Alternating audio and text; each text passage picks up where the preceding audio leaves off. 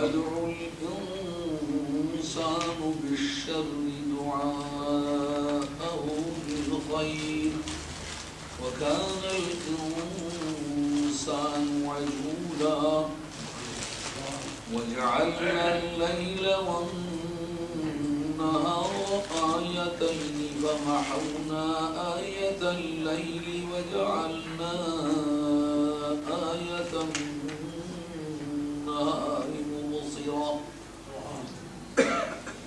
مبصرة لتبتغوا فضلا من ربكم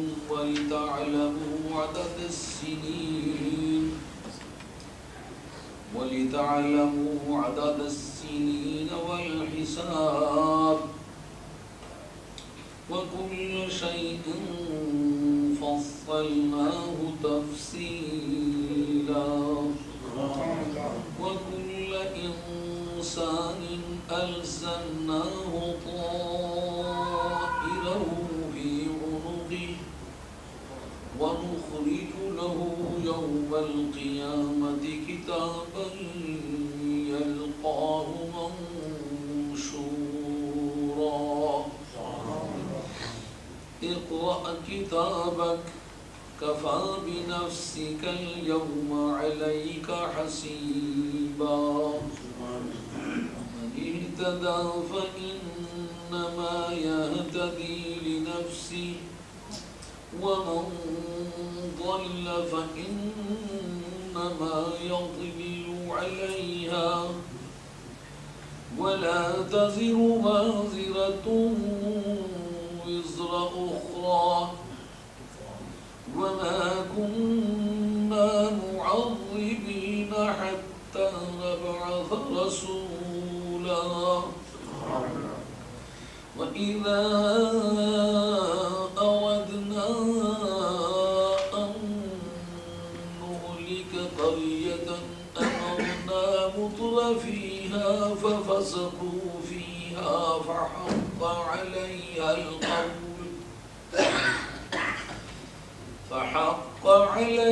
القول فدمرناها تدميرا وكم أهلكنا من القرون من بعد نوح وكفى بربك بذنوب عباده خبيرا بصيرا من كان يريد العاجلة عجلنا له فيها ما نشاء لمن نريد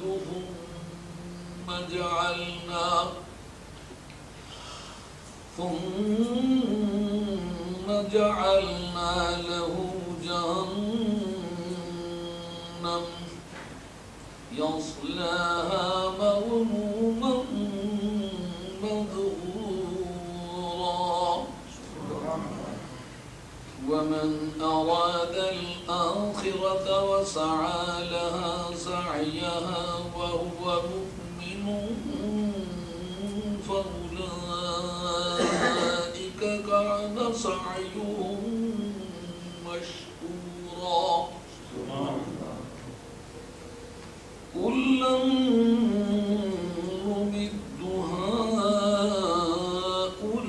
هؤلاء وهؤلاء من عطاء ربك وما كان عطاء ربك محظورا انظر كيف فضلنا بعضهم على بعض وللآخرة أكبر درجات وأكبر تفضيلا لا تجعل مع الله إلها آخر فتقعد مذموما مخذولا صدق الله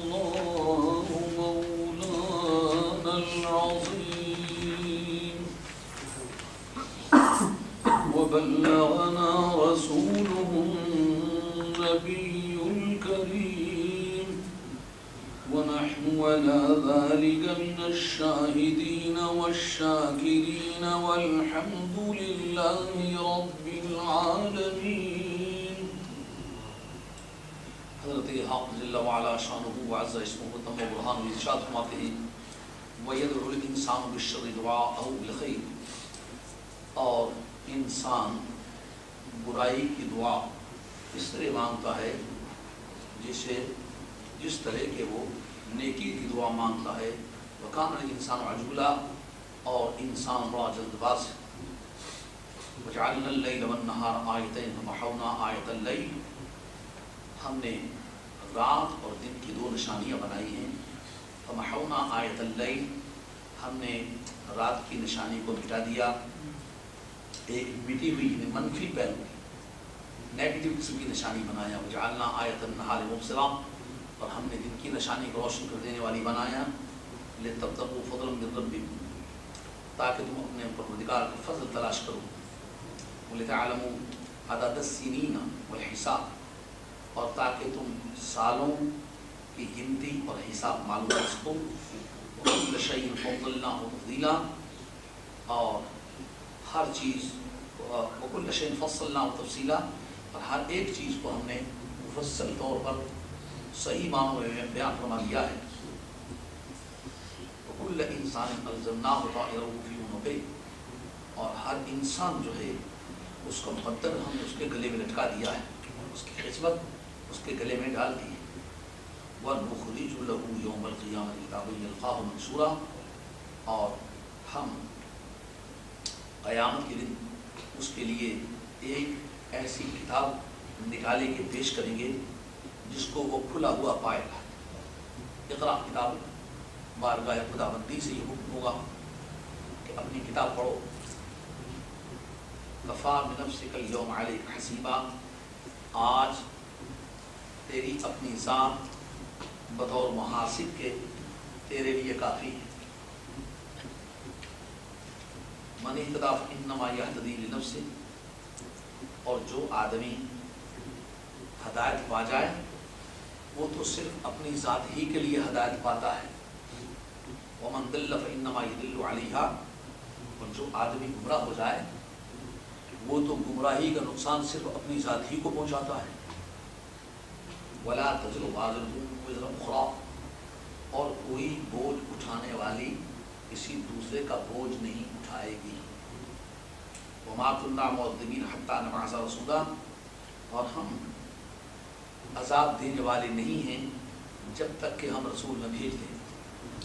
وَإِذَا أَرَدْنَا أَن نُهْلِكَ قَرْيَةً، جس وقت ہم کسی بستی کو ہلاک فرمانا چاہیں تو أَمَرْنَا مُتْرَفِيهَا، ہم وہاں کے خوشحال لوگوں کو حکم دیتے ہیں، وہاں کے رؤساء کو حکم دیتے ہیں ایسا ایسا کرو. فَفَسَقُوا فِيهَا، تو وہ اس میں بے حکمی کرتے ہیں، نافرمانی کرتے ہیں. فَحَقَّ عَلَيْهَ الْقَوْلُ، تو ان پر پروردگار عالم کی بات فٹ بیٹھ جاتی ہے. یعنی عذاب کے لیے جو کنڈیشنز، جو شرائط تجویز کی ہوئی ہوتی ہیں وہ پوری ہو جاتی ہے، یہ ان کا بات فکس ہو جاتی ہے، فٹ بیٹھ جاتی ہے. فَدَمَّرْنَاهَا تَدْمِيرًا، اور ہم اسے اس طرح ہلاک کرتے تھے جیسا ہلاک کرنے کا حق ہوتا ہے.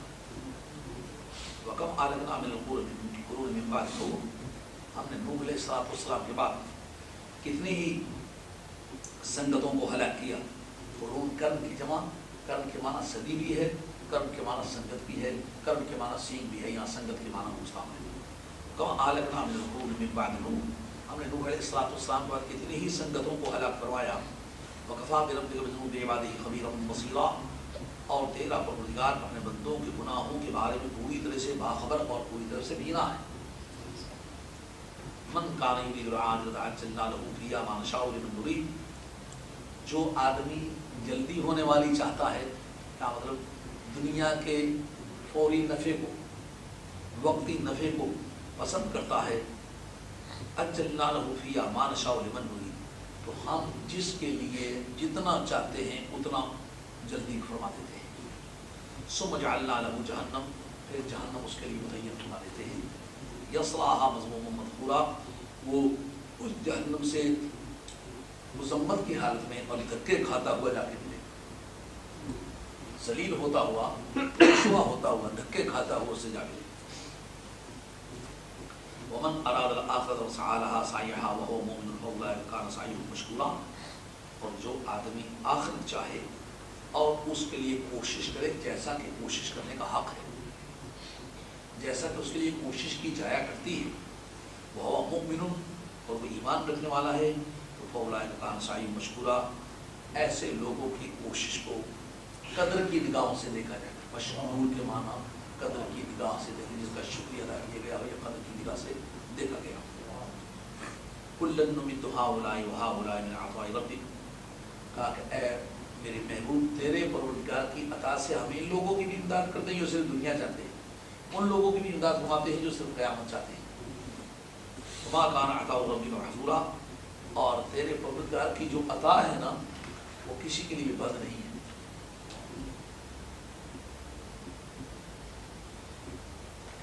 انظر کیف فضلنا بعضهم علی بعض، آپ دیکھیں کہ کس طریقے سے ہم نے بعض کو بعض پر فضیلت عطا فرمائی ہے، یعنی مالی تفاوت ان میں کس طرح ہم نے پیدا فرمائی ہے، دینی اور دنیاوی تقاضوں میں ان کو آپس میں مختلف بنایا ہے۔ لیکن یہ ہمارا پالیسی میٹر ہے، اس میں ہم سے یہ سوال نہیں کر سکتے کہ کیوں ایسا کیا۔ وَلَلْآخِرَةُ أَكْبَرُ دَرَجَاتٍ أَكْبَرُ تَفْضِيلًا، اور واقعی جو قیامت ہے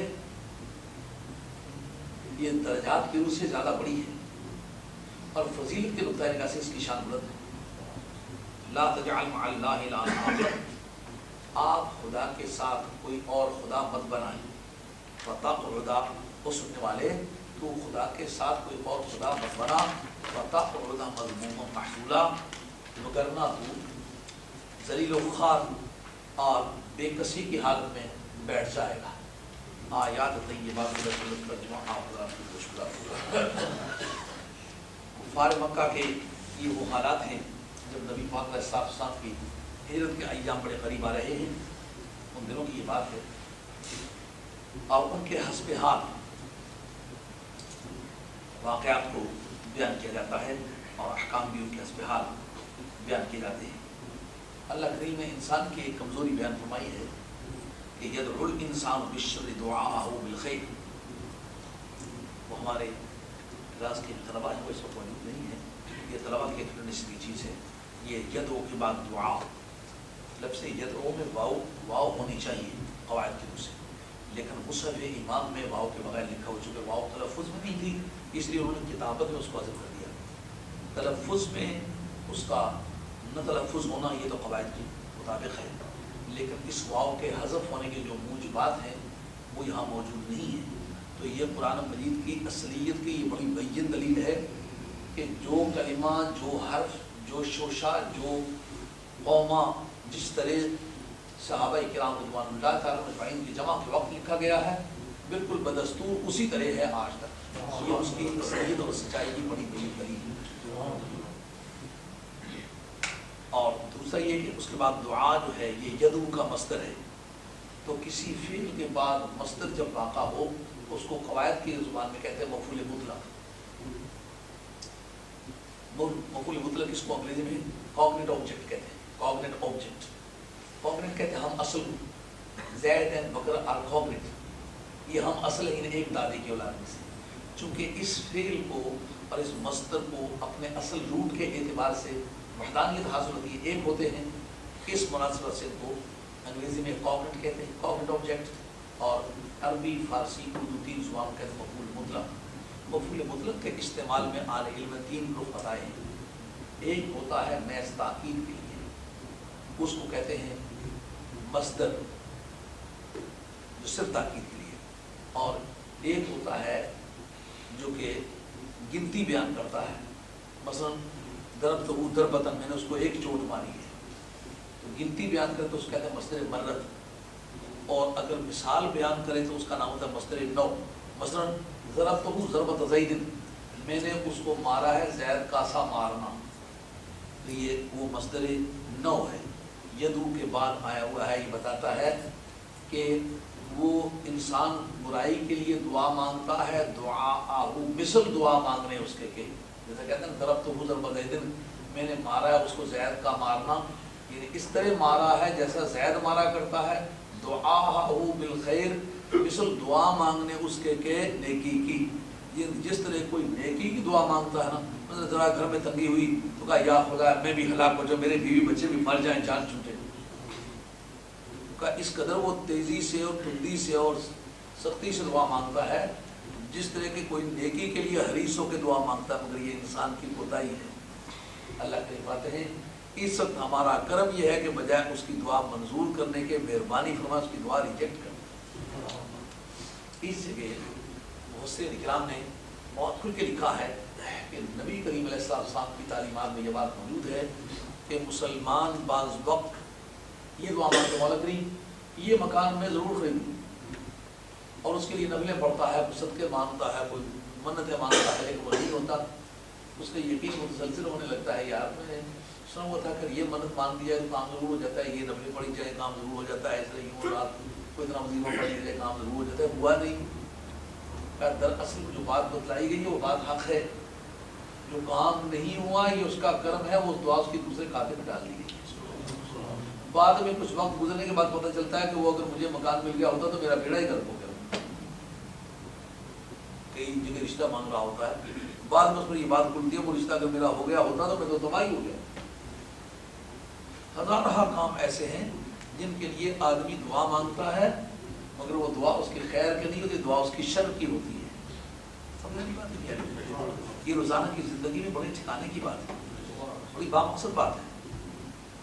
ایک آدمی یہی دعا کرتا ہے میں اس امتحان میں پاس ہو جاؤں، اور اس امتحان میں پاس ہونے میں سارے گمراہ ہو گئے، جو ہی پاس ہوئے تو نہ ماں کو ماں سمجھا نہ باپ کو باپ سمجھا، جہنم خرید دی، اس میں فیل ہو جانا یہ خدا کی رحمت کی بات ہے۔ ہزارہ کام ایسے ہیں جن کے ہو جانے کی صورت میں آدمی کے تباہ ہو جانے کے امکانات ہوتے ہیں۔ اللہ کریم ایسے موقع پر دعا مانگنے کو کہتے ہیں کہ وہ اپنی بدی کے لیے اس طرح دعا مانگتا ہے جس طرح وہ اپنی نیکی کے لیے کوئی دعا مانگتا ہے، لیکن یہ انسان کی کوتاہی۔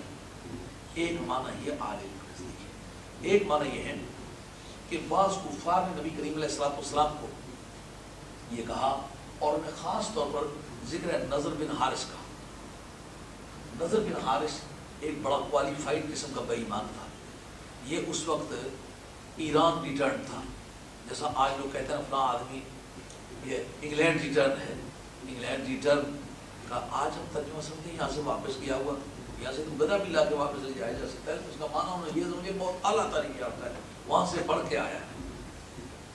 آج ایک فیکٹری کا ورکر جو ہے وہ یہاں سے گیا تو انگلینڈ تو وہ بھی ہے، مگر یہاں چونکہ ایجوکیشن کے وسائل زیادہ ہیں اس لیے یہاں سے پڑھ کے جانے والا کہتے ہیں بہت بڑا پڑا ہوا ہو۔ اس وقت دنیا کی دو بڑی طاقتیں تھیں، پرشین امپائر اور رومن امپائر، تو تمام مشرق جو ہے وہاں پڑھنے کے لیے جاتا، تو یہ ان میں سے نمبردار نکل پڑا، اس لیے سے تعلیم کا شوق ہوا، جا کے اس نے ایران میں کچھ فارسی پڑھی، کچھ تاریخ پڑھی، کچھ پڑھا، تو یہ سمجھتا تھا میں بہت ہی تکلیف میں ہوں، بہت پڑھ گیا۔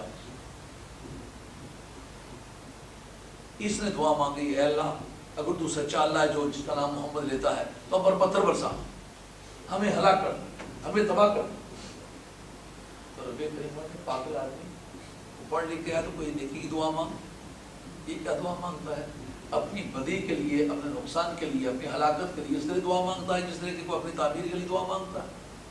تو دونوں ہی صورتوں میں یہ انسان کی کوتاہی ہے، مگر پہلے معنی آج کے حالات میں عام ہے، یعنی آپ اس سے یہ سمجھ جائیں کہ اگر کسی وقت کوئی میری دعا رد ہوتی ہے تو ممکن ہے یہ اس کھاتے کی دعا ہو کہ جس کھاتے میں دعا منظور ہو جانے کی وجہ سے انسان ہلاک کرتا۔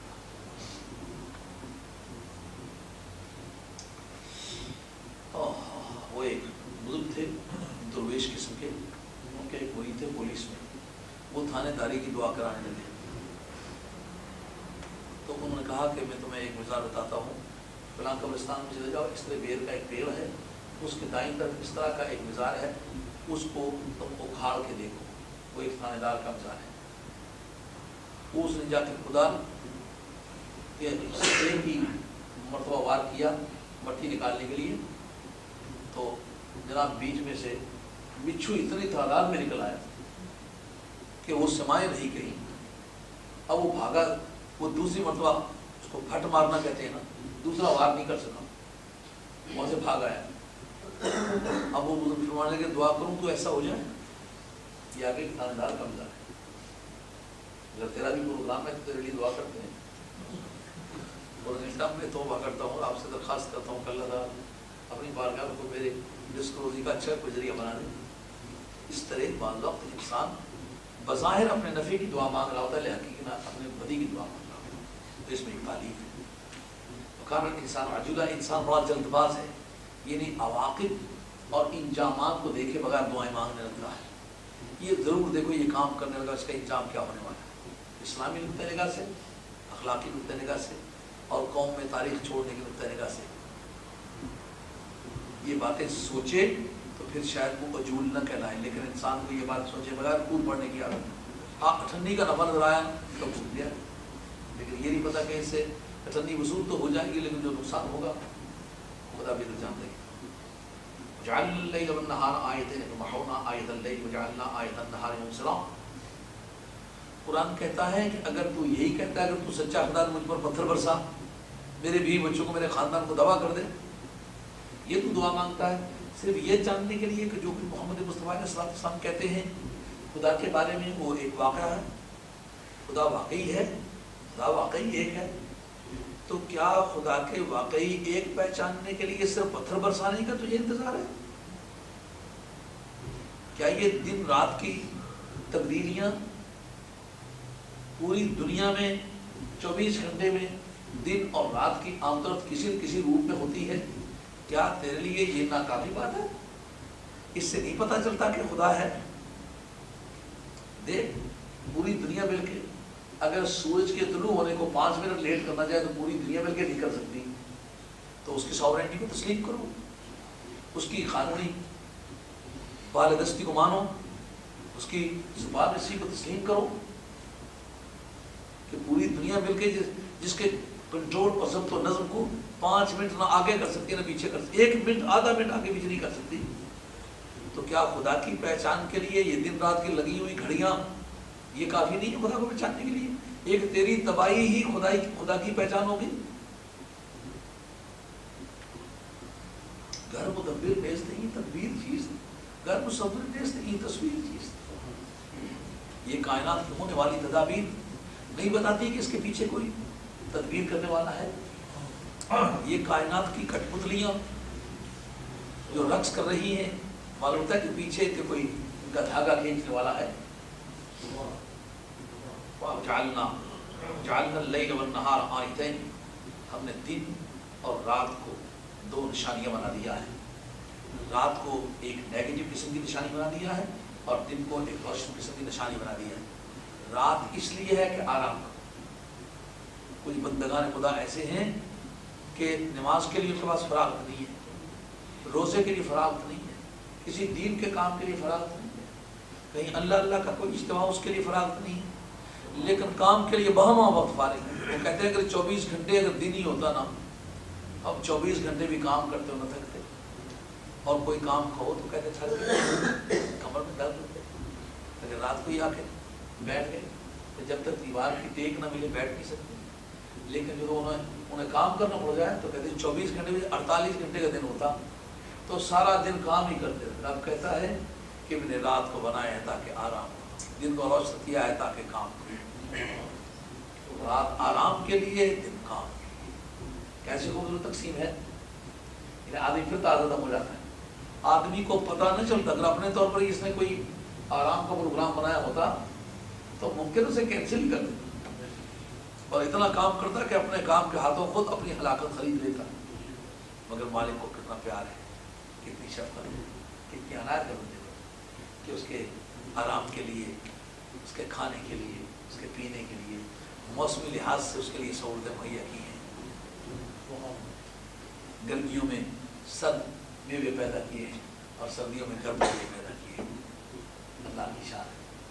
کیا کیا خوبصورت. دیکھیں کہ لمبے لمبے صحراؤں میں جہاں گرمی انتہا درجے کی ہے وہاں پر پروردگار عالم نے تربوز پیدا فرمایا ہے, اور جہاں اونچے اونچے پہاڑ ہیں وہاں پر پروردگار عالم بنفشہ پیدا فرمایا ہے. ٹھیک ہے, سوچیں کہ کیا مناسب ہے. لمبے لمبے صحراؤں میں رب کو پتہ ہے کہ جو جو زمین نیچان کی طرف جائے گی گرمی بڑھتی جائے گی. جب میرا بندہ صبروں میں تنگ ہوگا, اسے گرمی محسوس ہوگی, اسے तरबूज खिलाओ, ठंडा है, जब उसके मैदे में ठंडक होगी तो बीलों ये चलता चला जाएगा, गर्मी के बर्दाश्त करेगा। और जो जो ऊंचाई की तरफ जाएगा, जो जो बुलंदी होगी, जो सर्दी होगी, तो सर्दी में जब से ठंडक लग जाएगी। और कुछ नहीं तो पानी हर जगह मुयस्सर है, पानी के अंदर बनफशा डाल के आग पर उसे गर्म कर ले, लेके पी ले, सर्दी जाती नहीं। तो मैं इसका खुदा हूँ, इसलिए इसकी सहूलतें, इसकी सेहत, इसके आराम, इसकी बालिदगी, इसके नशोनुमा और इसके ज़ाहिरी और बातनी मुश्किलात से बचाने के लिए हमने हालात रखे हैं। सुभान अल्लाह की बातें हैं। लेकिन तब तक फज़ल, ये दिन को इसलिए रोशन किया है ताकि हम अल्लाह का फज़ल तलाश करें। अदद सिनीन व हिसाब, एक तो मौसमी सहूलतें मुहैया करने वाले चीज़ें हैं, दिन और रात। दूसरा, तुम्हारे टाइम टेबल, तुम्हारे आराम और काम के औकात तकसीम करने के लिए मुनासिब तब्दीलियाँ उसने रखी हैं। और एक ये तुम्हारा कैलेंडर तैयार हो जाए कि साल में इतने दिन होते हैं, इतने महीने होते हैं, इतने हफ्ते होते हैं, इतने फ्राइडे होते हैं, इतने संडे होते हैं, इतने मंडे होते हैं, ताकि छोटे से छोटे वक्त के लिए, मसलन सूरज एक ही जगह खड़ा रहता, आप कहते हैं आप कुछ देर के बाद, तो देर का अंदाज़ा आप और तरह करते, आप जिससे वादा किया वो और तरह करता, झगड़ा बढ़ जाता। फिर घड़ियों के जरिए से चला दे, जब घड़ियाँ खड़ी हो जाती फिर एक मतलब ये मेरी मस्जिद वाली घड़ी खड़ी, तो मैं इसको देख देख के अंदाज़ा लगाता रहा, लेकिन वो जब मैं काफ़ी देर के बाद फिर देखा तो फिर खड़ी, फिर मुझे अंदाज़ा हुई तो खड़ी है। तो घड़ियाँ भी हैं, वो खड़ी हो सकती हैं। आप देखना सख्त सर्दियों में लोहा भी फ्रीज होने लगता है, तो लोहे की रफ्तार जो है उसमें भी कमी बेशी होने लगती है। लेकिन देखा सूरज की रफ्तार, कैसा ही मौसम हो, लेकिन सूरज अपने वक्त पर तलुक होता है, अपने वक्त पर तलुक होता है। और कैलेंडर तैयार हो जाए और हिसाब, आपने कहा हुआ कि अगले महीने की 10 तारीख को आपको पैसे दूंगा। अगर ये दिन रात तब्दील न होते तो अगले महीने की 10 तारीख किस तरह गिनती होती है? मैं आपको कल पैसे दूंगा, ना सूरज डूबता न कल होती, तो किस तरह ये फैसले होते? अल्लाह के रहमत है, एक दिन रात की तब्दीली करके तुम्हारी तमाम अकाउंटेंसी, तुम्हारे स्टेटिस्टिक्स, तमाम शुमारिया, तुम्हारा कैलेंडर, तुम्हारी मुलाजमतें, तुम्हारी ड्यूटीज़, तुम्हारे इकलाक मारना और ये वेजेस मिलना, दिनों का शुमार होना, वक्तों का शुमार होना, वीक्स का शुमार होना, ये तुम्हारे क्रिसमस की छुट्टियों का होना, और संडे मंडे की, ये सैटरडे संडे की छुट्टियां होना, फ्राइडे के लिए तुम्हारा नहाना धोना, हजामत बनाना, हज़ार किस्म के काम हैं। ये हमने दिन रात की ये 2 निशानियाँ बनाई हैं कि पूरी दुनिया में जितना भी निज़ाम है, खा वो सियासियात हैं, खा वो फैक्ट्रीज़ हैं, खा वो फाउंड्रीज़ हैं, खा वो आम ऑफिस हैं, खा एग्जीक्यूटिव है, जुडिशरी है, लेजिस्लेचर है, वक्त की तारीख की पाबंदी के साथ चलती है, और कामों को जितना सिस्टमाइजेशन है वो तारीखों और वक्तों की मुनासबत से होता है। तो जब वक्त ही ना होते तो उसको सिस्टमाइज कैसे किया जाता? एक दिन रात की तब्दीली करके हमने तुम्हारे सामने एक पूरा मुकम्मल निज़ाम ज़िंदगी रख दिया है। अब बताओ कि इस सारे निज़ाम ज़िंदगी से पता नहीं चलता कि कोई है? अब ऐ नज़र बिन हारिस, तुम यही चाहते हो एक तुम तबाह हो तो उससे खुदा की खुदाई का पता चले? ये पूरा निज़ाम कायनात जो चल रहा है, ये 2 आइटम्स दिन और रात, इन्होंने कितना बड़ा किरदार अदा किया है। बादशाहों की हुकूमतों से लेकर के एक छोटे मोटे पनवाड़ी तक, पान बेचने वाले तक, जितना भी निज़ाम चल रहा है ये दिन और रात की तब्दीलियों से चल रहा है। ये मिनट, सेकंड, घंटे, दिन, हफ्ते, महीने, साल, सदियाँ, कर्म, ये सब जो बन रहे हैं ये दिन रात की तब्दीली से बन रहे हैं। और ये काफ़ी दलील है। इसलिए तखरीबी ज़राए से खुदा की पहचान का रास्ता मत तलाश करो, बल्कि तामीर के ज़रिए से अल्लाह को पहचानने का रास्ता आपके सामने काफ़ी। फरमाया वकुल्ल शैइन फस्सलनाहु तफसीला, और हमने हर एक चीज़ को खोल खोल के बयान कर दिया है। लेकिन कहाँ बयान किया है? कुरान में बयान किया है, कुरान मजीद में बयान किया है। तो आप कहेंगे जनाब अढ़ाई का पहाड़ा कहाँ है? एक टाइट आया, दो टाइट पाँच, तीन टाइट साढ़े सात, चार टाइट 10, ये कहाँ लिखा हुआ? कहा कि इस बात को समझो फिर कि एक है एक बात का मौजूद होना और एक है एक बात का आपको पता हो जाना। जैसा कि कोई हिसाब की किताब पढ़ी हुई हो जिसमें ज्योमेट्री की शक्लें पढ़ी हुई हों, ट्रिग्नोमेट्री के सवालात उसके हों, और एक आदमी जो सुबह से शाम तक बनवाड़ी का काम करता है, उसको खोजना भी इस किताब में बहुत कुछ है, इसमें यकीन है कुछ भी नहीं। हालांकि वहाँ पूरी दुनिया की रियाजियात मौजूद हैं, लेकिन एक अनाड़ी आदमी उसको मिलता कुछ नहीं, तो किसी को न मिलने के माना ये नहीं है कि उसमें है नहीं। जैसा समुद्र के अंदर मोतियों का होना एक अमर वाकई है, मगर क्या मैं ये अगर कह दूँ कि जनाब समुद्र में मोती हैं तो दिखाओ कहाँ है, का होना और चीज़ है, दिखाना और चीज़ है। समुद्र में मोती हैं वही माना कि अगर ज़रूरत हो तो गोताखोर निकाले, इसलिए इसके भी खवास जो है वो कहते हैं कि हाँ है, उससे निकालने का भी तरीक़ा है। और वो कौन से मौला मुर्तज़ा शेर खुदा की बारगाह में एक मरतबा एक आदमी, उसकी थोड़ी में 2-4 बाल थे, वो हज़रत की बारगाह में आया कि आप कहते हैं कि कुरान मजीद में सभी कुछ मौजूद है, बताएं मेरी दाढ़ी का जिक्र कहाँ है? मैं कहता तेरी दाढ़ी का जिक्र कहाँ? उन्होंने अल्लज़ी खबुस ला यख़रुजु इल्ला नकिदा, ज़मीन घटिया होना तो उसके पौधे बड़े बिखरे बिखरे से होते हैं, इनका दुका ही होता है, तेरी ज़मीन अंदर से घटिया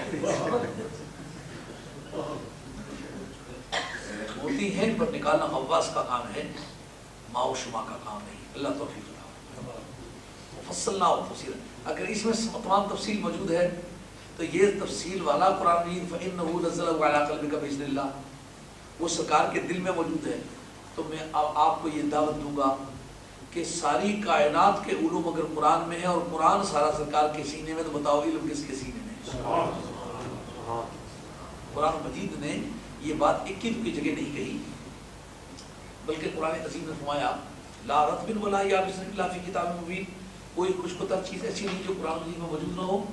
और साथ ही भी फरमाया कि मा कान हदीस युफ्तरा, ये अपनी तरफ से घड़ी गई हुई बात नहीं है, बल्कि क्या है?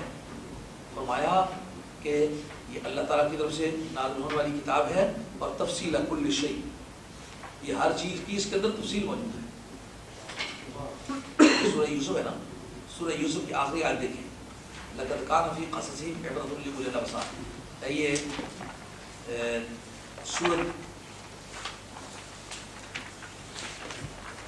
नंबर 12, किसी हर पेज की बाईं तरफ सूरत का नंबर लिखा होता है, सूरह यूसुफ लिखा है और सूरत के साथ 12 लिखा हुआ है। तो सूरत नंबर 12 की आखिरी आयत, तो आयत नंबर 111 है। आयत नंबर 111 का मतलब है लक़द कान फ़ी क़ससिहिम इब्रतुन लिउलिल अलबाब मा कान हदीसन युफ्तरा वलाकिन तस्दीक़ल लज़ी बैन यदैहि व तफ़सील कुल्लि शै व हुदन व रहमतन लिक़ौमिन युमिनून। किस्सा यूसुफ बयान किया कुरान अज़ीम ने, लेकिन उठाया किस बात से था? ये सूरत नंबर 12 का जो पहला पैराग्राफ है उसको लीजिए, पहली आयतें जो है उसको देख लीजिए। अलिफ लाम रा तिल्का आयातुल किताबिल मुबीन, ओ कुफ़ार मक्का, तुमने यहूदियों की मारिफत महबूब किबरिया की ज़ात पाक से हज़रत याकूब अलैहिस्सलाम की औलाद के सरज़मीन मिस्र में जाने का हाल दरियाफ्त किया है। तुम नहीं जानते हो जिसके पास कुरान है उसके पास ये सभी बयान है। उन्होंने बात तो पूछी थी जनाब यूसुफ अलैहिस्सलाम के वहाँ जाने के बारे में, तो कुरान उस बात को शुरू करते वक्त क्यों कहता है कि तिल्का आयातुल किताबिल मुबीन, ये बयान करने वाली आयत की निशानियाँ हैं, आयतें हैं, ये बात क्यों कही है? कहा पूछते उससे हो जिसके पास कुरान है, तो तुम जानते थे तो कुरान एक गूंगी किताब नहीं, बयान करने वाली किताब। तो जिस वक्त यहाँ से बात को उठाया किस्सा बयान करते वक्त, यानी उससे किस्सा पूछना दरअसल उसके लिए कोई आजमाइश नहीं जिसके बगल में कुरान है। जिसके सीने में कुरान की दौलत है उससे तुम्हें ये पूछना कि वो कौम बनी इस्राइल मिस्र में किस तरह गई थी, ये उसके इल्म के लिए कोई आजमाइश नहीं बनती। इसलिए नहीं बनती कि उसके पास बयान करने वाली किताब है। बज़ाहिर आदमी समझता है किस्सा यूसुफ बयान करते वक्त तो ये कहते हैं किस्सा यूसुफ मालूम है, اس کے ابتدا میں تمہیدی مقدمے میں یہ بات کرنے کی کیا ضرورت ہے کہ یہ بیان کرنے والی کتاب کی نشانیاں ہیں؟ کہا جس کے پاس قرآن ہے نا، ایک قصہ یوسف ہی اس میں موجود نہیں بلکہ تمام کائنات کے علوم موجود ہیں.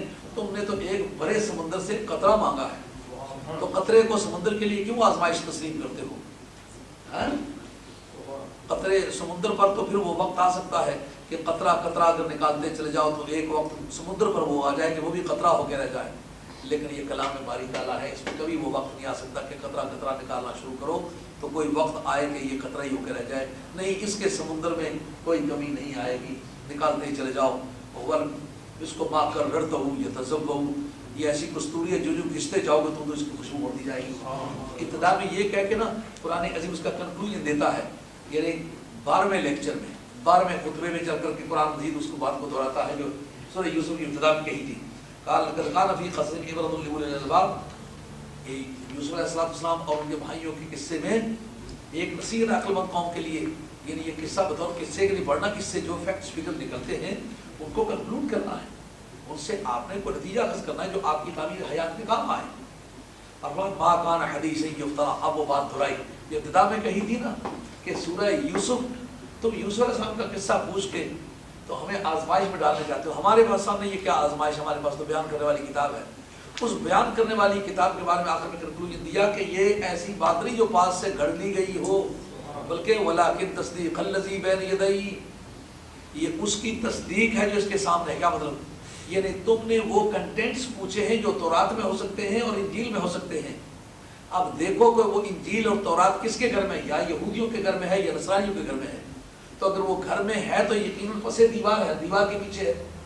جو قوم یہ کہتی ہے نبی کو دیوار کے پیچھے کا پتہ نہیں، ان سے پوچھو کہ اب تورات اور انجیل تو دیوار کے پیچھے ہے. قرآن کہتا ہے کہ بات میں کرتا ہوں، کتاب تم نکالو. بات میری ہے، کتاب تمہاری ہے. میری بات تمہاری کتاب سے اگر ٹیلی نہ کرے تو پھر بات کرنے کی ہے. بات میری ہو، کتاب تمہاری ہو، میری بات تمہاری اندر رکھی ہوئی کتاب سے طابق النال بالنعل از اول تا آخر مکمل طور پر مطابقت کھا جائے تو پھر تمہیں ماننا ہوگا کہ میں تمہاری باتوں کو جانتا ہوں، تم میری بات کو نہیں جانتے. وزر تو جب ہے پیارے مدعی سے مدعا نہ لے، تم ہی معترض ہو. اگر تمہاری کتاب میری بات کی تصدیق ہے، نکال دو کتاب. تمہارا یہ تصدیق ہے اس چیز کی جو تمہارے پاس موجود ہے. دیوار کے پیچھے جاننا اگر غیب ہے تو کیا غیب اس سے ثابت ہوا یا نہ ہوا؟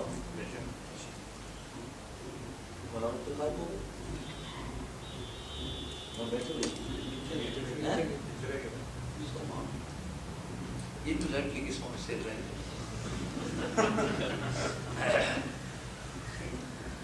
بولا کہ تصدیق الذی بین یدیہ، یہ اس چیز کی تصدیق ہے جو اس کے سامنے ہے. تم نے دیوار کے پیچھے رکھی ہوئی ہے لیکن یہ اسے ٹیلی کر رہی ہے. تصدیق ہے یہ معنی اس کی مطابقت کر رہا ہے، اس کو سچا کہہ رہا ہے. جو تمہارے پاس ہے نا اس کی تصدیق کر رہا ہے.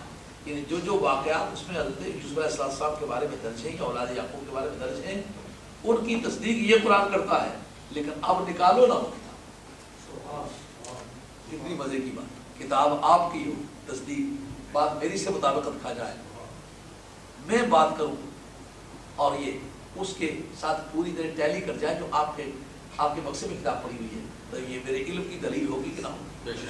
بابو بھی کبھی کے بارے میں پایا کہ اس کے پاس یہ کتاب موجود ہے. وہ تفصیل کل شیء، اور یہ کتاب ہر چیز کی تفصیل ہے، ہر چیز کی تفصیل ہے. اب وہی بات کسی کے بھی قرآن کہتا ہے کہ تم مجھ سے واقعہ معراج ہی پوچھ رہے ہو کہ میں آسمان پر گیا یا نہیں گیا. دیکھیں ذرا، دیکھنے والے بھی نظر رکھتے ہیں، غائب ہونے والوں نے کس طرح ایک دوسرے کے ساتھ آنکھ ملا کے محبوبیت سے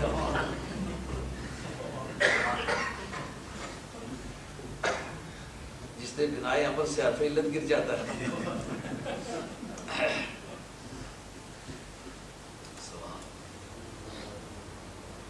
فصلنا وکل شیء فصلنا تفصیلا، ہم نے ہر چیز کو مفصل طور پر بیان کیا ہے. ثابت ہوا نا کہ قرآن عظیم میں تمام علوم ہیں، تو وہ سارے علم تو یہ قرآن سے ثابت. قرآن کہتا ہے مجھ میں سارے علوم ہیں، تو یقیناً ہیں. اگر وہ ہیں جیسا کہ فی الواقعہ ہیں تو پھر وہ سارا قرآن سرکار کے سینے میں ہے تو پھر علم کس کے سینے میں ہے؟ یہ کیوں کہتے پھرتے ہو کہ سرکار کو غیب ہے کہ نہیں ہے؟ قرآن میں تو غیب مانتے ہو، سارے غیب مانتے ہو، اور وہ سارے غیب ہیں، جب اس میں ہیں تو یہی اس قرآن سرکار کے سینے میں ہے، جس کے سینے میں قرآن اس کے سینے میں غیب ہے، کہیں آگے بھی جانے کی ضرورت ہے؟ الحمدللہ سنی کا مذہب حق ہے اور کتاب اللہ کی روشنی میں بے لاگ ذرائع سے ثابت، ایک بائس قسم کی انٹرپریٹیشن سے، ایک متعصبانہ قسم کی تفسیر سے، ضد کی بنیاد پر تفسیر سے یہ ثابت نہیں، بلکہ ایک اجنبی آدمی کو کہو یہ آیتیں آپس میں جوڑو کیا نتیجہ نکلتا ہے، اس کو بناؤ صغرا، یعنی جو مائنر پریمس ہے یہ بناؤ کہ سارے علوم قرآن میں، اور میجر پریمس بناؤ اس کو کہ سارا قرآن مجید سرکار کے سینے میں۔ تو مائنر پریمس اور میجر پریمس دونوں میں سے مڈل ٹرم کو حاصل کرو، مڈل ٹرم جو ریپیٹڈلی جو جملہ آیا ہوگا، جو کلمہ آیا ہوگا وہ مڈل ٹرم، مثلا سارے علوم قرآن میں ہیں اور قرآن سرکار کے سینے میں ہے، قرآن 2 مرتبہ آیا ہے، تو قرآن کو بیچ میں نکالو تو سارے علوم سرکار کے سینے میں، کوئی کسی کی تعبیر کی ضرورت نہیں، آسان سے آسان لفظوں میں سارے پیسے بٹوے میں ڈال دو، بٹوا کسی کی جیب میں ڈال دو، پھر پوچھو پیسے کس کے پاس ہیں؟ سارے پیسے بٹوے میں اور بٹوا کسی کی جیب میں، اب 2 مرتبہ بٹوا آیا نا، بٹوا کو کے لفظ کو بیچ میں سے نکال دو، پیسے کس کی جیب میں؟ صاف بات ہے۔ اب اگر کوئی گناہ ہوتا پھر تو یہ اس کی بدنصیبی ہے، قرآن کہتا ہے کل انسان الزمناہ طائرہ فی عنقہ، کہ ہر انسان کے مقدر کو اس کے گلے میں ہم نے ڈال دیا ہے،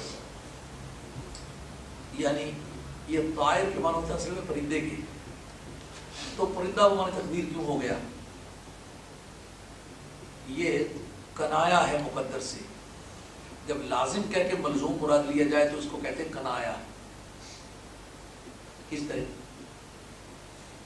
اس طرح کے عربوں کے کسٹمری لا میں ایک عادت تھی کہ جس وقت کسی طرف جانا ہوا یا کوئی کام کرنا مراد ہے، کریں یا نہ کریں، اس طرف جائیں یا نہ جائیں، تو پرندے کو لے کے اڑاتے، کہتے اگر یہ دائیں طرف گیا تو پھر یہ کام کرنا اچھا ہے، اگر بائیں طرف گیا تو یہ کام کرنا برا ہے، تو اس سے وہ اپنے مقدر کا فیصلہ کرتے تھے۔ پرندہ اڑانا بمانے اپنے تقدیر معلوم کرنا، تو رفتہ رفتہ پرندہ بمانے تقدیر ہو گیا، وہ کرنا پرندے کے معنی پرندے کی تقدیر کے معنی۔ تو فرمایا ہر انسان جو ہے ہم نے اس کے مقدر کو اس کی گردن میں ڈال دیا ہے، یعنی مقدر کے بارے میں 2 طرح کے نقطہ ہائے نگاہ ہے۔ ایک جو فرقہ جبریہ ہے وہ یہ کہتا ہے کہ انسان کچھ بھی نہیں کر سکتا، انسان تقدیر کے سامنے مجبور بحث ہے، لیکن اہل سنت والجماعت کی سوچ اس بارے میں یہ ہے کہ تقدیر حکم الہی کا نام نہیں، تقدیر علم الہی کا نام۔ سبحان اللہ۔ اگر حکم الہی کا نام ہوتا تو اس کا مطلب یہ ہوتا کہ وہی کچھ آدمی کو مجبوراً کرنا ہے جو اس کے بارے میں لکھا گیا ہے، یہ مجبوری کا معاملہ نہیں۔ یہ ایسا کہ گھڑی بنی ہے تو گھڑی کے بنانے والے نے کہا کہ یہ اتنی دیر چل سکے گی، اگر موسم میں یہ تبدیلی ہے تو ممکن ہے یہ آگے پیچھے بھی ہو جائے، اتنا عرصہ چلے گی۔ تو یہ اس کو جو فارمولیٹ کرنے والا ہے وہ اپنے تجربے کی روشنی میں ایک پریزمپٹیو قسم کا نالج ڈیسیژن دیتا ہے، مگر جب فرشتوں نے یہ کہا کہ تو اس کو بنانے والا جو فساد کرے گا، جو جھگڑا کرے گا، تو ذات باری کو یہ بات گران گزری کہ یہ کیوں نہیں ان کی سوچ نے کام کیا کہ میں جو بنانے والا میں بہتر جانتا ہوں۔ تو بتایا نہ صرف اس کے یہ موجودہ خلافت الہیہ کے بوجھ کو اٹھانے کا متحمل ہونے کے بارے میں ایک صحیح سوچ رکھتا ہوں، بلکہ اس ہر انسان نے جو قیامت تک کرنا ہے وہ میرے علم میں ہے، اب میرا علم یہ ہے، اس کو پرنٹ کر دیکھو کہ یہ ٹیلی کرے گا کہ نہیں، انتظار کرو کہ بندہ اسی طرح کرے گا ہی نہیں۔ تو یہ اس طرح کی بات ہے جیسا کہ ایک علاقے کے متعلق کوئی پیشن گوئی کرے کہ جناب اتنی برف ہوگی، اتنے فٹ جم جائے گی اور اتنا عرصہ تک وہ نہیں جائے گی، اور اس سے اگر اتنا ٹمپریچر نہ مہیا کیا گیا تو آدمی مر جائیں گے، تو اگر سچ وہ جتنی برف پڑے تو آپ اس کے خلاف کیس کر دیں گے، آپ نے کیوں جان لیا تھا؟ کسی کے بارے میں جاننے کی وجہ سے کوئی اس کا ذمہ دار نہیں قرار پاتا، اس کام کے کرنے یا چھوڑنے کی وجہ سے وہ اس کا ذمہ دار قرار پاتا ہے، جاننے کی وجہ سے کوئی ذمہ دار نہیں قرار پاتا۔ اگر نہیں جان لوں کشف کے ذریعے سے کہ یہ آدمی کل جا کے معاذ اللہ قتل کر دے گا اور اتنی سزا پائے گا، تو میں 4 دوستوں کو بتا دیتا ہوں کہ میرا علم اس کے بارے میں یہ کہتا ہے، کل وہ اسی طرح قتل کر دے تو میرے خلاف کیس نہیں کیا جا سکتا کہ آپ نے یہ کیوں بتایا۔ تقدیر علم الہی کا نام ہوگا، حکم الہی کا نام نہیں ہوگا، اگرچہ اس میں اختلاف ہے لیکن ہمارے حق اس طرف سب کو نام۔ ہاں جی، تو کہا اس سے نبی کریم علیہ السلام کو تسلی دی، کہا ہر چیز ہم نے آپ کے سامنے بیان کر دی، آپ کو بھی پتہ ہے۔ تو جو بعض بے ایمان ایماندار نہیں ہو رہے علم الہی میں، وہ ایماندار ہونے والے لوگوں میں سے ہے نہیں۔ سرکار کو بے قراری ہے کہ یہ کسی طرح بات کو اچھی طرح سمجھنے سے حاصل ہو جائے۔ مالک نے کہا سمجھنے کے بارے میں نہ تو نے کسر چھوڑی ہے نہ میں نے کسر چھوڑی ہے۔ کل شیء فصلناہ تفصیلا، ہم نے ہر چیز جو ہے اس کو مفصل بیان کیا ہے، یہ بیان کرنے میں نہ تو نے کسر چھوڑی ہے نہ میں نے کسر چھوڑی ہے۔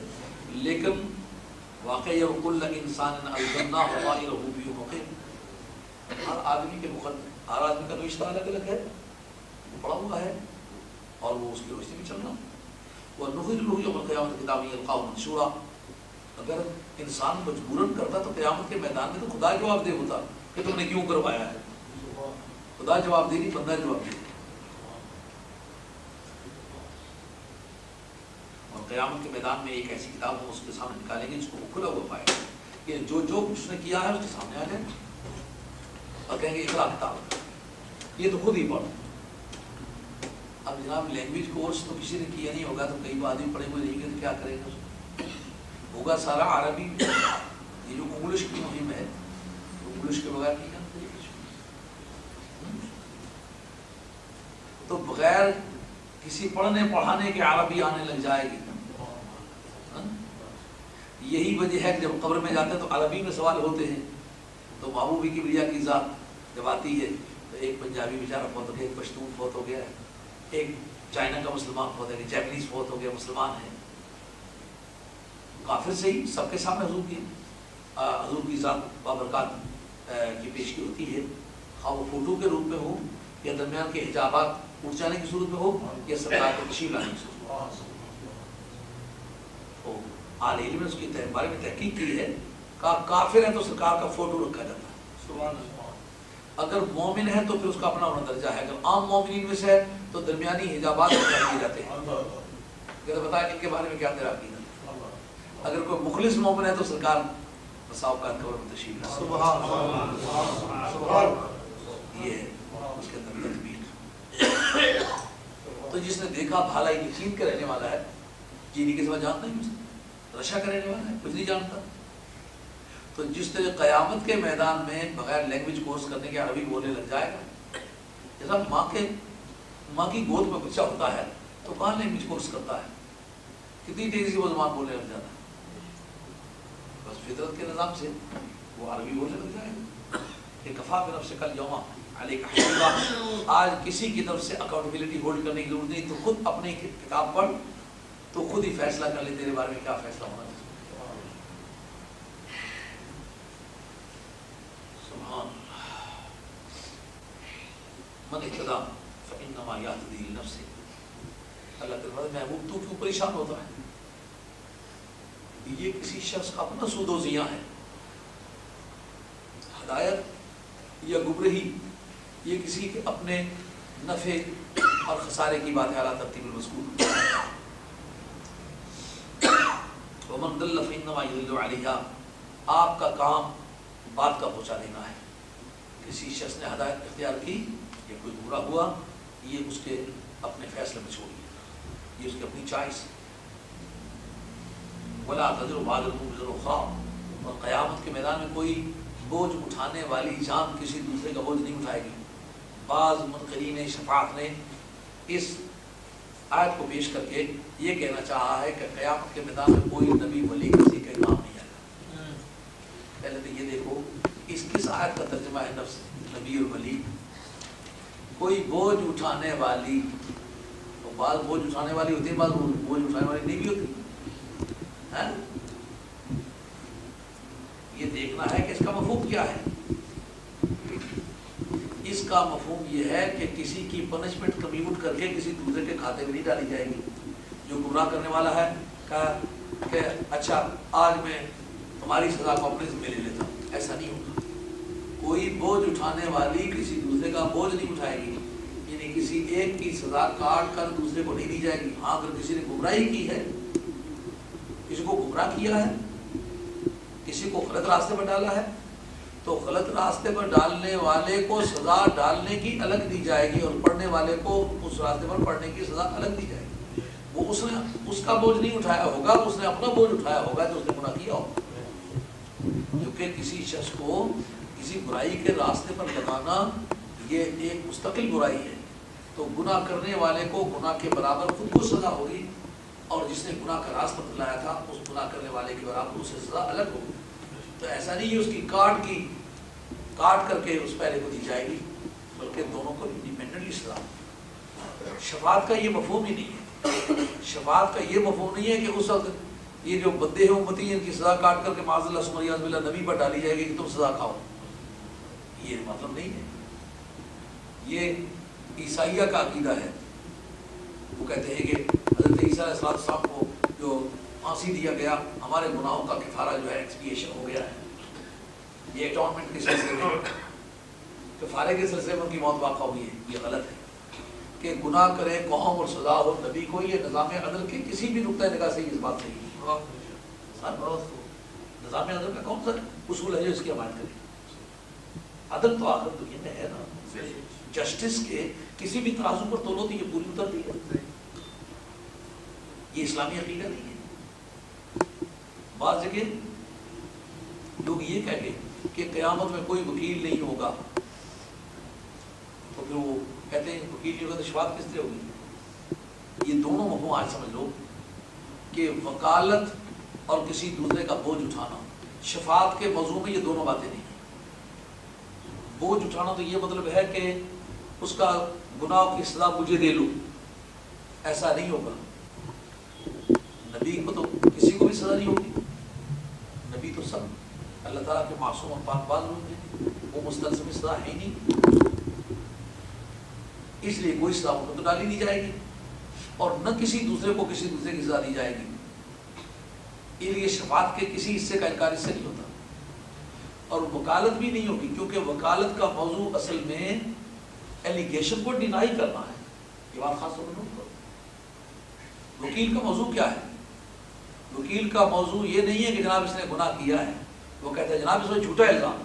جتنے بھی وکیل ہوتے ہیں وہ سب سے پہلا جو جملہ لکھتے ہیں وہ یہ ہے کہ یہ جتنے الزامات دیے گئے ہیں یہ صحیح نہیں ہے۔ یہ آدمی ڈینائی کرتا ہے کہ ایسا ہوا ہی نہیں ہے، یا اگر ہوا ہے تو یہ جتنے کہنے والے جسے کہتے ہیں اس طرح نہیں ہوا۔ چارجز کو ڈینائی کرنا یہ وکالت کا موضوع ہے، شفاعت کا یہ موضوع ہی نہیں ہے۔ قیامت کے میدان میں جب کیسز پیش ہوں گے، نبی بطور وکیل کے نہیں پیش ہوگا، بطور شفیع کے پیش ہوگا۔ وکیل کا موضوع گفتگو ہے چارجز کو ڈینائی کرنا، یہ کہنا کہ یہ بات یوں نہیں ہوئی یوں ہوئی ہے، یہ اس پر جھوٹا الزام ہے، اس نے قتل نہیں کیا دوسرے نے قتل کیا ہے، نہیں اس نے گولی سے نہیں مارا، اس نے چاقو مارا تھا، چاقو دوسرے کو لگا ہے وہ بچ گیا ہے، یہ کسی اور نے مارا ہے۔ چارجز کو ڈینائی کرنا، الزامات کی تردید کرنا، یہ وکیل کا موضوع گفتگو ہے، اور نبی کا موضوع گفتگو یہ ہے ہی نہیں۔ نبی یہ نہیں کہ مولا کریم تیرے فرشتوں نے جو ریکارڈ پیش کیا یہ غلط ہے، خدایا تو جو کچھ کہہ رہا ہے معاذ اللہ ثم عیاذ باللہ وہ اس بندے کے بارے میں، میرے امتی کے بارے میں غلط ہے۔ نبی کہے گا مولا کریم یہ واقعی گنہگار ہے، اس سے گناہ ہوئے ہیں، تیرا ریکارڈ صحیح ہے، مگر میں کہتا ہوں مولا کریم میری وجہ سے نبی کا موضوع گفتگو جو ہے وہ چارجز کو ڈینائی کرنا ہے ہی نہیں۔ نبی کا موضوع گفتگو اس کے لیے مغفرت مانگنا ہے، اس کو مجرم تسلیم کرنے کے بعد، اس لیے وکیل کی نفی سے نبی کی شفاعت کی نفی نہیں، کسی دوسرے کے بوجھ اٹھانے کی نفی کرنے سے نبی کی شفاعت کی نفی نہیں ہوگی، کیونکہ اگر نبی کی شفاعت بمانے کسی گنہگار کے سزا کا بوجھ اٹھانے کے ہوتے تو یہ کہہ دیتا کہ کوئی نہیں بوجھ اٹھائے گا، پھر بات ٹھیک، لیکن شفاعت کے معنی بوجھ اٹھانے کے ہیں ہی نہیں۔ بلکہ جس پر بوجھ پڑا ہوا ہے اس کے بوجھ اتارنے کا نام ہے. اس میں بوجھ اٹھانے کی نفی ہے اور شفاعت بوجھ اتارنے کا نام ہے، بوجھ دوسرے کا اٹھانے کا نام ہے. آپ اگر کوئی بات کریں گے تو آپ اس کو جیت ہوں گے کہ شفاعت کا مفہوم کسی دوسرے کا بوجھ اٹھانا نہیں ہے، کسی دوسرے کا بوجھ اتارنا ہے. اللہ کی بارگاہ میں کہنا کہ مولا کریم سے معاف کر دے، اس کا بوجھ گرانا ہے، اس کا بوجھ اٹھانا نہیں. نہ یہ اٹھائے گا نہ میں اٹھاؤں. مولا کریم تیرا فضل ہو کہ بوجھ اتر جائے. تو شفاعت کا موضوع بوجھ اتارنا ہے، بوجھ اٹھانا ہے. وکالت کی نفی سے نبی کی شفاعت کی نفی نہیں ہوگی، اس لیے کہ وکالت کا موضوع چارجز کو ڈینائی کرنا ہے. نبی کا موضوع گفتگو چارجز کو ڈینائی کرنا نہیں ہوگا، اکنالج کرنا ہوگا. یہ مان کے کہ مولا کریم یہ بندہ گنہگار ہے. سبحان. سادہ تھا، کمزور تھا، گنہگار تھا، نادان تھا، بیوقوف تھا، مولا کریم میرا کلمہ پڑھتا ہے میرے تعلق کی وجہ سے. وما كنا معذبين حتى نبعث رسولا. فرمایا ہم ویسے بھی ہمارا نظام معادلت جو ایڈیکویسی آف لا ہے، قانون کی موزونیت، وہ یہ چاہتی ہے کہ کسی کے ساتھ بھی بے عدلی نہ کی جائے. ہمارا جو نظام معادلت ہے وہ اس بات کا تقاضا کرتا ہے کہ خواہ کافر ہو یا مومن ہو، ظلم کسی سے نہ کیا جائے. اس لیے ہمارا ایک پروسیجر چلا آ رہا ہے کہ جب بھی کسی قوم کو ہم آزاد دیتے رہے، آزاد دینے سے پہلے ان کی طرف رسول بھیجتے رہے، پہلے ان کو انفارمیشن فیڈ کرتے رہے، ان کو اطلاعات اور معلومات مہیا کرتے رہے، اور ان پر عمل پیرا ہونے کا موقع مہیا ہونے کے بعد بھی جب وہ نہیں کرتے رہے بلکہ حق کو حق گوئی سے منع کرتے رہے، نبیوں کے راستے میں دیوار بن کے کھڑے ہو جاتے رہے، اس وقت ہم سزا بھیجتے رہے.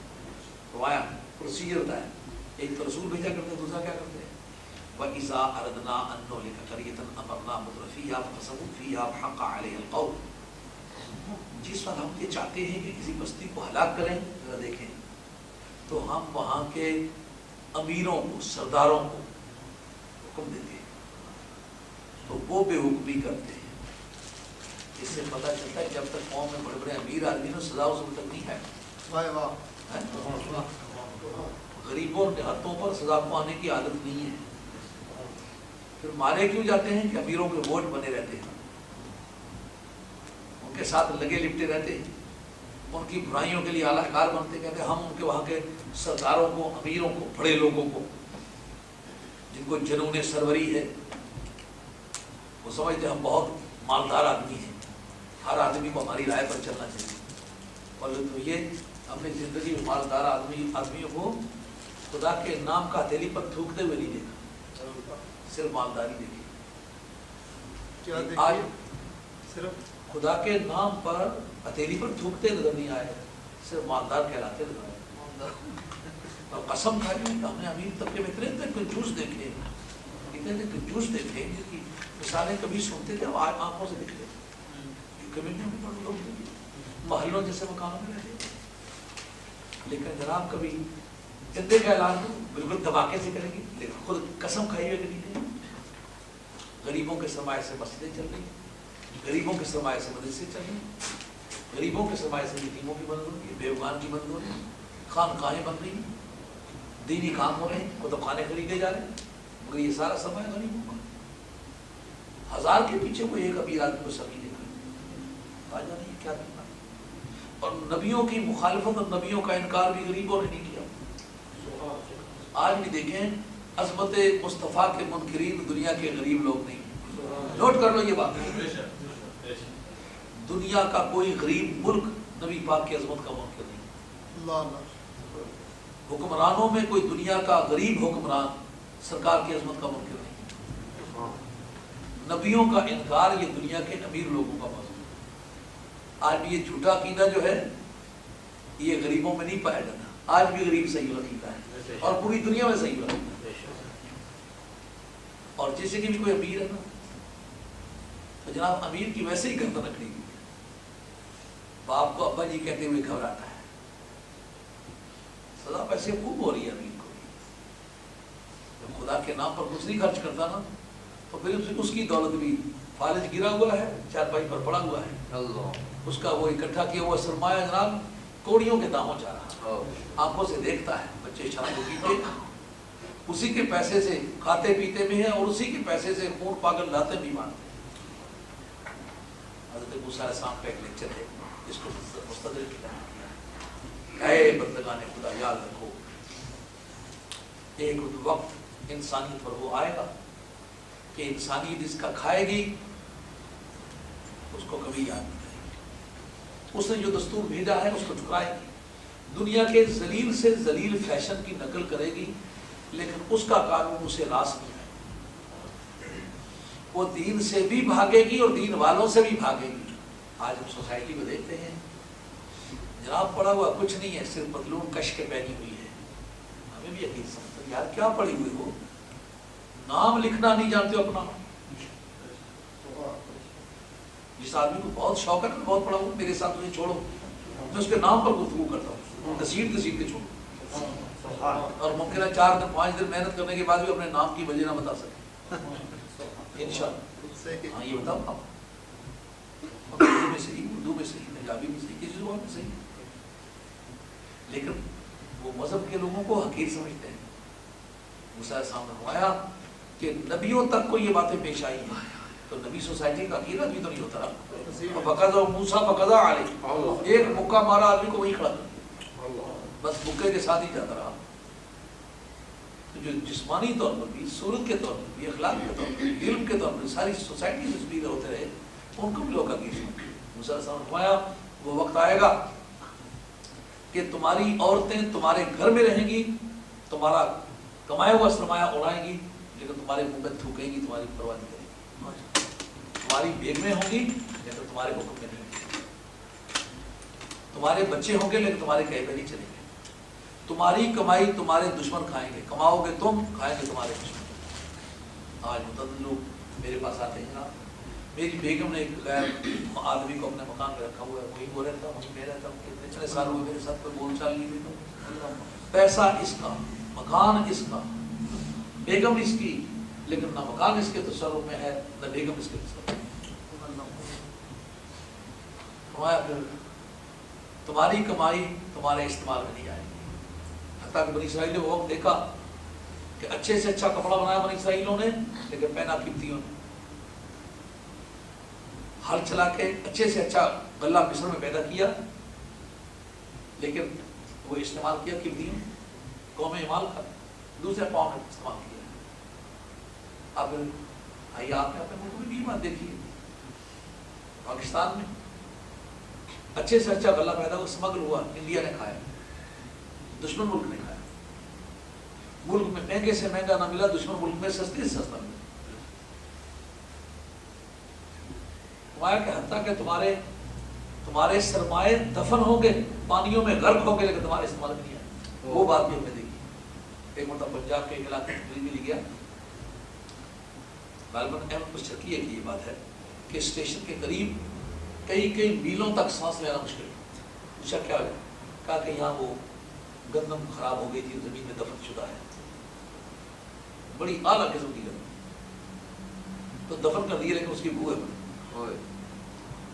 اندازہ کرو جس ملک میں لوگ بھوکے مر رہے تھے، ہزاروں ٹنوں کے حساب سے زمین میں دفن، اور میل تک سانس لینا مشکل، کئی میلوں تک۔ موسیٰ علیہ السلام ہوا تھا کہ تمہارے سرمایے زمین میں دفن ہوں گے، سمندر میں غرق ہوں گے، تمہارے استعمال میں کیا؟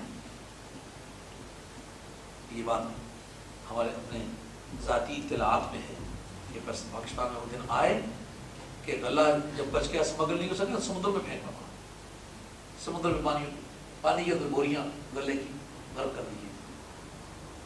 اب اس کا حل کیا ہوگا؟ حتیٰ ترجعوا الی اللہ، اس وقت تمہیں نجات ہوگی، تمہاری بیگ میں پھر تمہارے کہے پہ چلے گی، تمہاری اولادیں پھر تمہارے کہے پہ چلے گی، تمہارے گھروں میں پھر سکون ہوگا، تمہاری کمائی پھر تمہارے استعمال میں ہوگی۔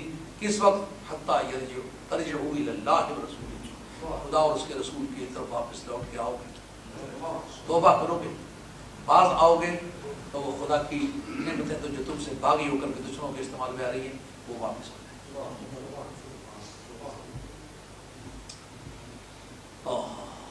ہم گردن از حکم داور مبیج کے گردن نہ بیچتے حکم بیج. سادی فرماتے ہیں تو خدا کے حکم سے سرتابی نہ کر تاکہ خدا کی مخلوق تو اس سے سرتابی ہو. تم خدا سے نافرمان ہو جاؤ گے تو یہ تمہاری اطاعت کرنے والے تم سے نافرمان ہوں گے. امام راضی نے تفسیر کبیر میں بسم اللہ شریف کی بحث کے اندر ایک جگہ واقعہ لکھا ہے کہ ایک بزرگ ولی اللہ شخص جنگل میں بھیڑیں چرا رہے ہیں، لیکن بھیڑیں چل رہی ہیں، وہ مراقبے میں بیٹھے اللہ اللہ کر رہے ہیں. کسی راہگیر نے دیکھا کہ بیچ میں بھیڑیے گیدڑ دیگر درندے آ جا رہے ہیں، لیکن بھیڑوں سے کوئی جانور نہیں چھیڑ رہا. تو کندھا چھٹک کے اس درویش کا پوچھا او مرد خدا بتا ان بھیڑوں اور بھیڑیوں نے کب سے صلح کر لی ہے؟ اس درویش نے گردن اٹھائے بغیر کہا جب سے میں نے مولا سے صلح کی. ہم گردن نہ جھک میں داور مبیج کے گردن نہ بیچ. اب جب آدمی کیا کہ کہتا ہے نا جناب میرا بیٹا ہے میرے کہے پہ نہیں چلتا، میرا داماد ہے میرے کہے پہ نہیں چلتا، میری بیٹی ہے میرے کہے پہ نہیں چلتا، اس نے میں ہلکی ادا سے پوچھ لیتا ہوں آپ بھی اپنے ابا جی کے کہے پہ چلتے تھے؟ وہ سب تو نہیں بتلاتا نا کہ میں بھی جب یہاں آیا تو میں نے بھی کئی سال اپنے ابے کو خط میں لکھا، منڈی سے چلتی پھرتی عورت کے ساتھ میں نے شادی کی ہے یا خاندانی سے کی ہے، لیکن بات کسی کی نہیں پوچھی. تو جو تم نے کسی کے ساتھ سلوک کیا واپس ریٹرن ہو رہا ہے، کیوں گھبراتے ہو؟ جان رکھو یہ خدا تعالیٰ کا ابدی دستور ہے. امیر کو خدا کے کاروں سے بغاوت کی عادت ہے، اس کی نقل پر غریب لوگ جو ہے وہ بغاوت کرتے ہیں، وگرنہ فطری طور پر غریب نہیں. اس کی حاجات ہی ایسی ہوتی ہے کہ اس کو چکایا. اللہ نے بتایا کہ ہم جس کسی بستی کو ہلاک کرنا چاہتے ہیں تو وہاں کے امیروں کو حکم دیتے ہیں تو پھر اس حکم کو وائلیٹ کرتے ہیں، وہ نافرمانی کرتے ہیں تو ان پر بات فٹ بیٹھ جاتی ہے. پھر ہم اس کو ایسا ملیا بیٹ کرتے ہیں کہ تباہ و برباد کر کے رکھ دیتے ہیں. آج کا امیر دولت مند جس کو قرآن کی آیت بتلاؤ تو اپیل نہیں کرتے، کہتے کوئی لاجیکل طریقے سے کوئی بات سمجھاؤ.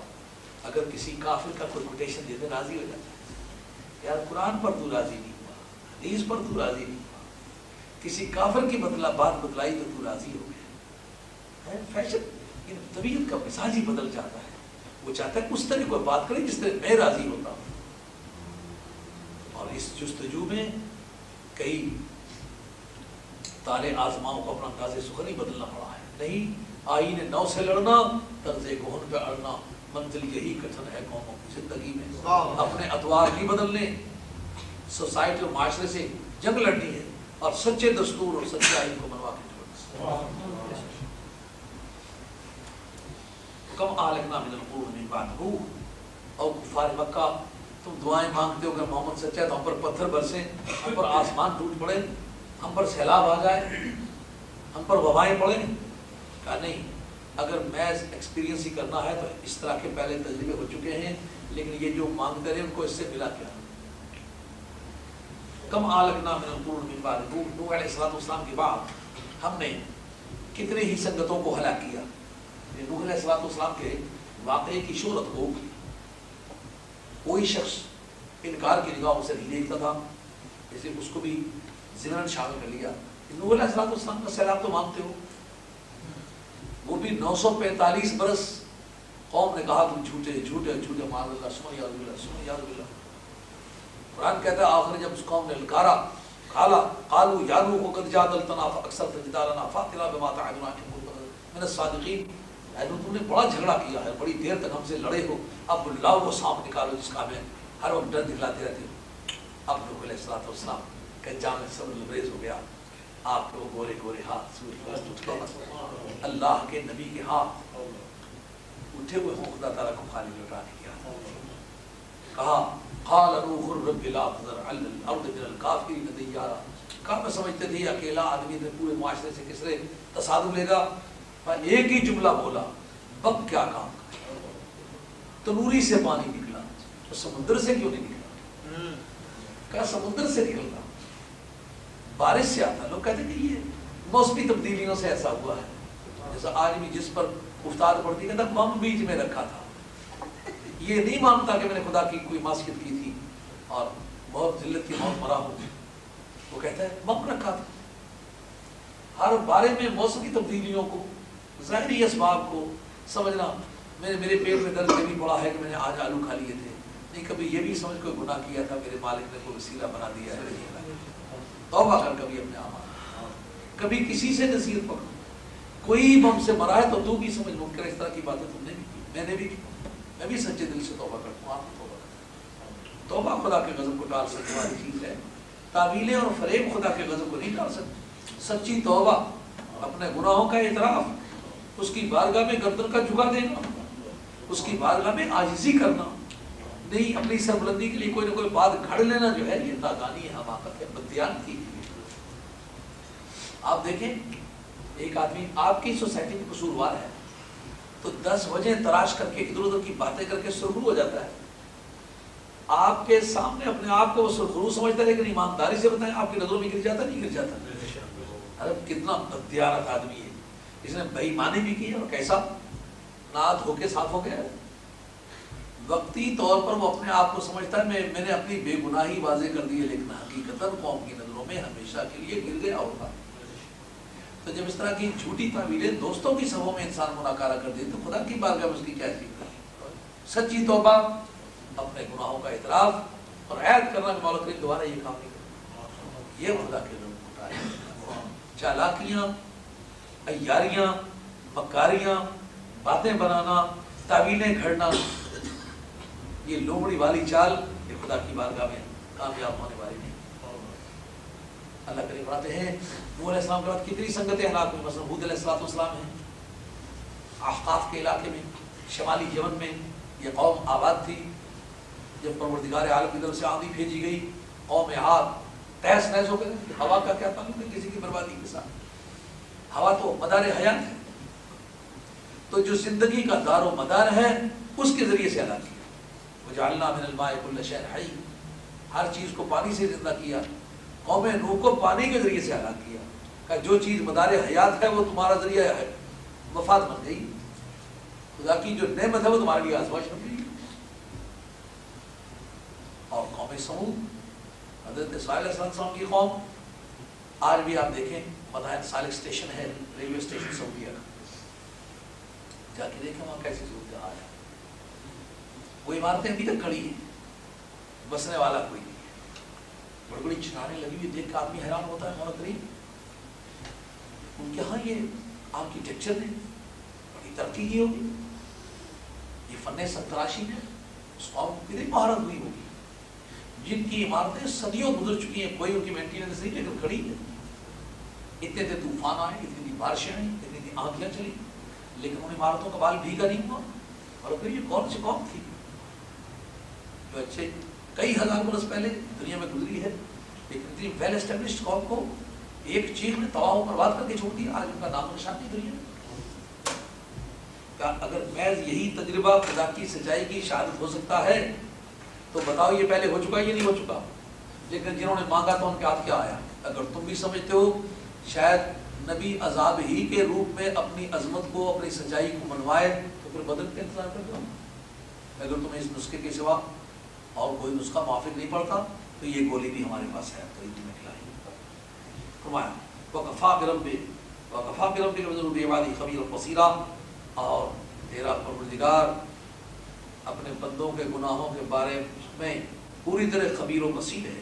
مَنْ كَانَ يُرِيدُ الْعَاجِلَةَ عَجَّلْنَا لَهُ فِيهَا مَا نَشَاءُ لِمَن نُرِيدُ ثُمَّ جَعَلْنَا لَهُ جَهَنَّمَ۔ فرمایا دو طرح کے اس منڈی میں بیوپاری دیکھنے میں آئے ہیں۔ ایک کہتے ہیں سرے دست یار اچھا ویل ڈیکوریٹڈ مکان ہونا چاہیے، کھلی جگہ ہونی چاہیے، گارڈن ہونے چاہیے، بیچ میں کیاریاں ہونی چاہیے، پھول لگے ہوئے ہونے چاہیے، سینریز ہونی چاہیے، کاروں کے لیے کار پارک کرنی ہونی چاہیے، گیمز کے لیے اپنے مکان کے اندر حالات ہونی چاہیے، دوڑنے بھاگنے کے لیے کوئی 20-25 ایکڑ میں اچھا کھلا مکان ہو جہاں گھوڑے دوڑانا چاہیں تو گھوڑے دوڑا سکیں، اور کوئی گیم کھیلنا چاہیں گیم کھیل سکیں، بڑے عیاشی کے سامان ہوں، تیرنے کے وہاں پول بنے ہوئے ہوں، نہانے کے لیے سہولتیں ہوں۔ اللہ حاضر قیاس، یہ قیامت ان کے خانہ فکر بھی بولتی، اس کا کھانا ہی کوئی حیرت ہوتی ہے کہ ایک آدمی دنیا کو اتنی بڑی کیوں سمجھ بیٹھا ہے، یہ غلطی۔ اللہ کے بعد دو طرح کی بیماری اس میں نظر آئے، مکان کی عادت عجلنا لہو فیہا ما نشاء لمن نرید، جو آدمی جلدی والی چیز مانگتا ہے نا یہ آنی و فانی چیز مانگتا ہے، دنیا کی دولت ہم پھر جتنا مناسب سمجھتے ہیں اتنا اس کے لیے اسے دے دیتے ہیں، عطا کر دیتے ہیں۔ لیکن جو کہ وہ پھلتا پھولتا جاتا ہے نا، ویئر ہاؤس خرید لیتا ہے، کاریں خرید لیتا ہے، بڑی بڑی لمبی کاریں خرید لیتا ہے، اعلیٰ سے اعلیٰ کار کرتا ہے، لیکن اس سارے کھاتے میں نہ اس کی بیوی کی زبان پر، نہ اس کے بچے کی زبان پر، نہ اس کی اپنی زبان پر، نہ کسی دین کا نام ہے، نہ کسی نیکی کا نام ہے۔ وہ جتنا بھی کام کرتے وہ سمجھتے ہیں ہم صرف اپنی عیاشی کے لیے محنت کرتے چلے آئے ہیں۔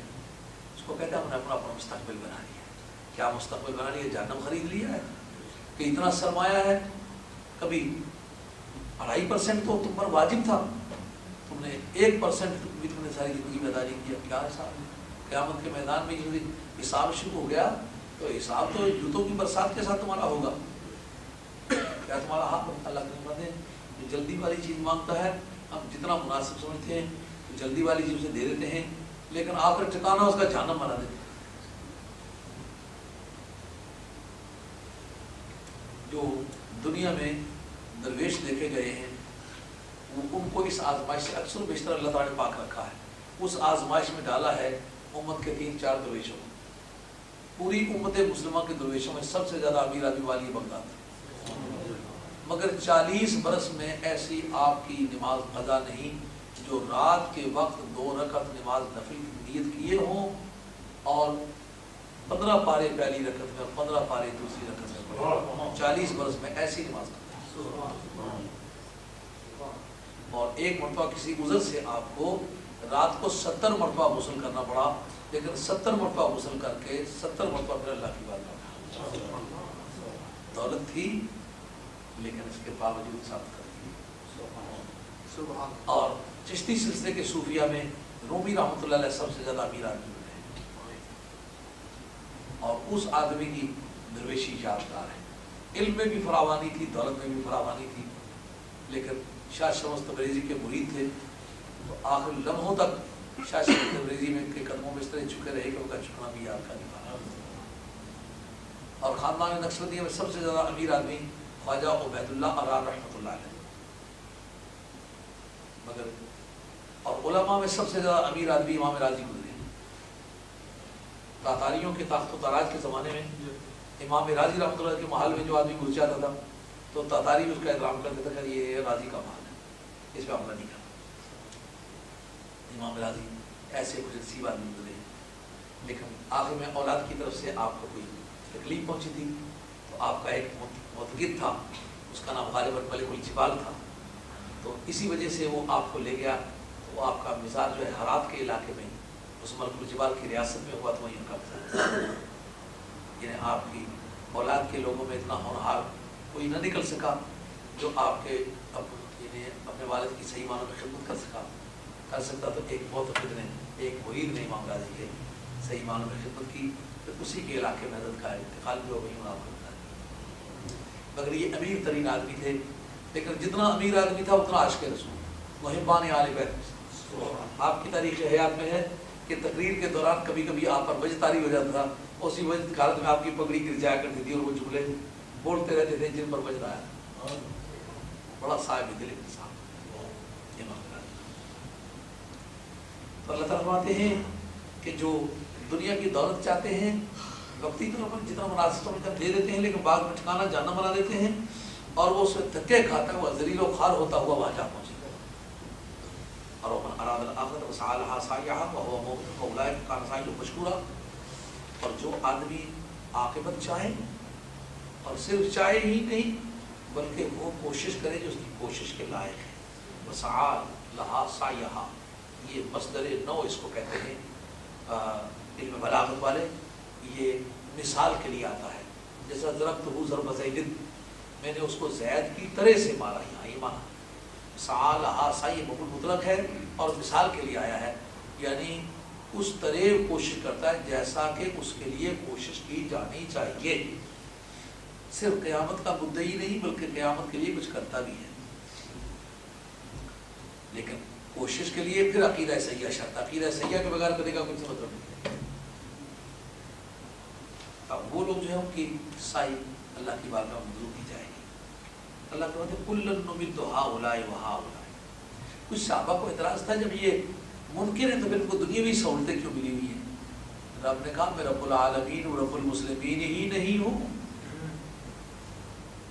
ہاں تو ایک مرتبہ سروری سرمد رحمۃ اللہ علیہ کو نماز میں کھڑا کیا گیا تو ان دنوں خاندان مولیہ کے کسی حکمران نے غیر مسلموں پر کچھ تشدد کی ان کی آنکھوں کے سامنے، تو نماز پڑھاتے وقت کہتے ہیں الحمدللہ رب المسلمین، کسی پیچھے حکمہ دیا الحمدللہ رب العالمین، پھر وہ پڑھتے ہیں الحمدللہ رب المسلمین.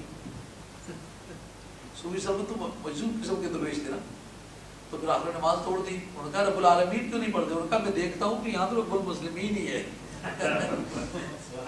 رب تو سب کا رب ہے، آپ کیوں لوگوں کے ساتھ ظلم کرتے ہیں؟ کوئی کلمہ پڑھتا ہے پڑھے، نہیں پڑھتا نہ پڑھے.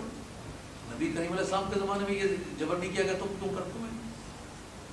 ہاں کوئی آپ کو دین سے روکے تو آپ اس کے ساتھ لڑائی کر سکتے ہیں، لیکن آپ اس سے نہیں کر سکتے. تو یہاں بھی صحابہ نے سوچا کہ جب یہ نبی پاک علیہ السلام کے منکر ہیں، پھر یہ اتنے بڑے دکاندار کیوں ہیں؟ یہ بنی قینقاع کے سنارے جو عالمی بینکنگ کے موجد ہیں، تو ان کا یہ اتنا سرمایہ بڑھتا چلا جا رہا ہے. کہا کبھی بعض ایسا بے ایمانوں کے پاس بھی سرمایہ ہو جاتے ہیں، ان کی لمبی کاروں کو دیکھ کے ریجھو تو پھر کلمہ پڑھنے کی کوئی ضرورت نہیں ہے. ثابت کر رہنا ہے دکھ اور سکھ میں جیسا بھی مالک رکھے رہا. کلن نمد ہؤلاء وہؤلاء من عطاء ربک، اے محبوب کبریا تیرے پروردگار کی عطا سے ہی، ڈیزرو کوئی نہیں کرتا، ہماری عطا ہے. محض اپنی عنایت سے ہم ان کی بھی امداد کرتے ہیں، ان کی بھی امداد کرتے ہیں کہ چلو میرا بندہ ہونے کی حیثیت سے اس سے لینے کا توقع رکھتا ہے. رب جو کہلاتا پالن ہار جو خدا کو مخلوق کے ساتھ کوئی تشبیہ نہیں. لیکن کسی ماں سے بات کرو، بچہ کو کہے یا ماں ہم تو کماتے ہیں، یہ شرارتی تیرے پیسے لے کے جا کے شرابیں پی لیتا ہے، باقی بیچارہ بیٹا ہے. عید والے کپڑے لیتی ہے، باقی انہیں بھی لیتی ہے، تو یہ نہایت نافرمان قسم کا ہے، اس کے لیے بھی لیتی ہے. تو بچے اعتراض کرتے ہیں ہم تو کماتے ہیں، ہمارے لیے تو لو، یہ کیا کماتا ہے، یہ جو کچھ ہے تباہ کر دیتا ہے. ماں کے لیے کیا کر بیٹے، عید ہے، وہ بچہ تو ہے مجبور. لیکن جو رب کو اپنی مخلوق سے پیار ہے وہ ماں کو اپنی اولاد سے پیار ہے.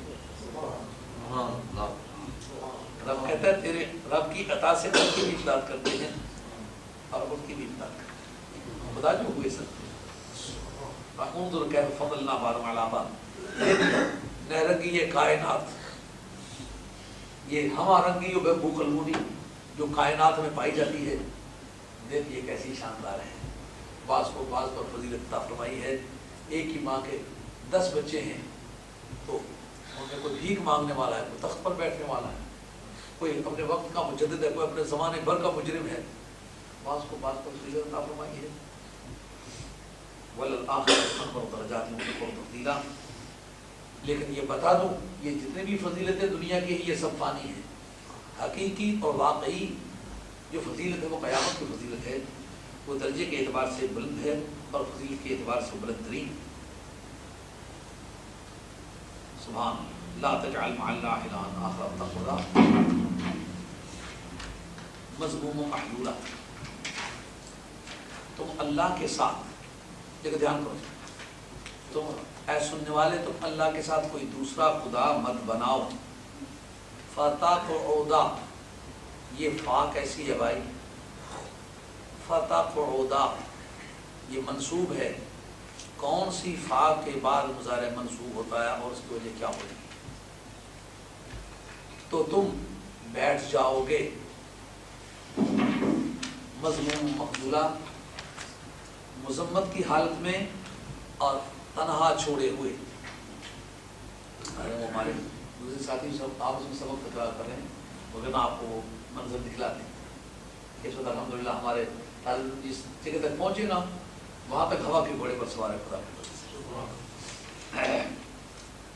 تم اللہ کے ساتھ دوسرا خدا مت بناؤ. لا تجعل مع، مت بناؤ تم اللہ کے ساتھ، کیا نہ بناؤ، الہن خدا، ایسا خدا جو دوسرا ہے.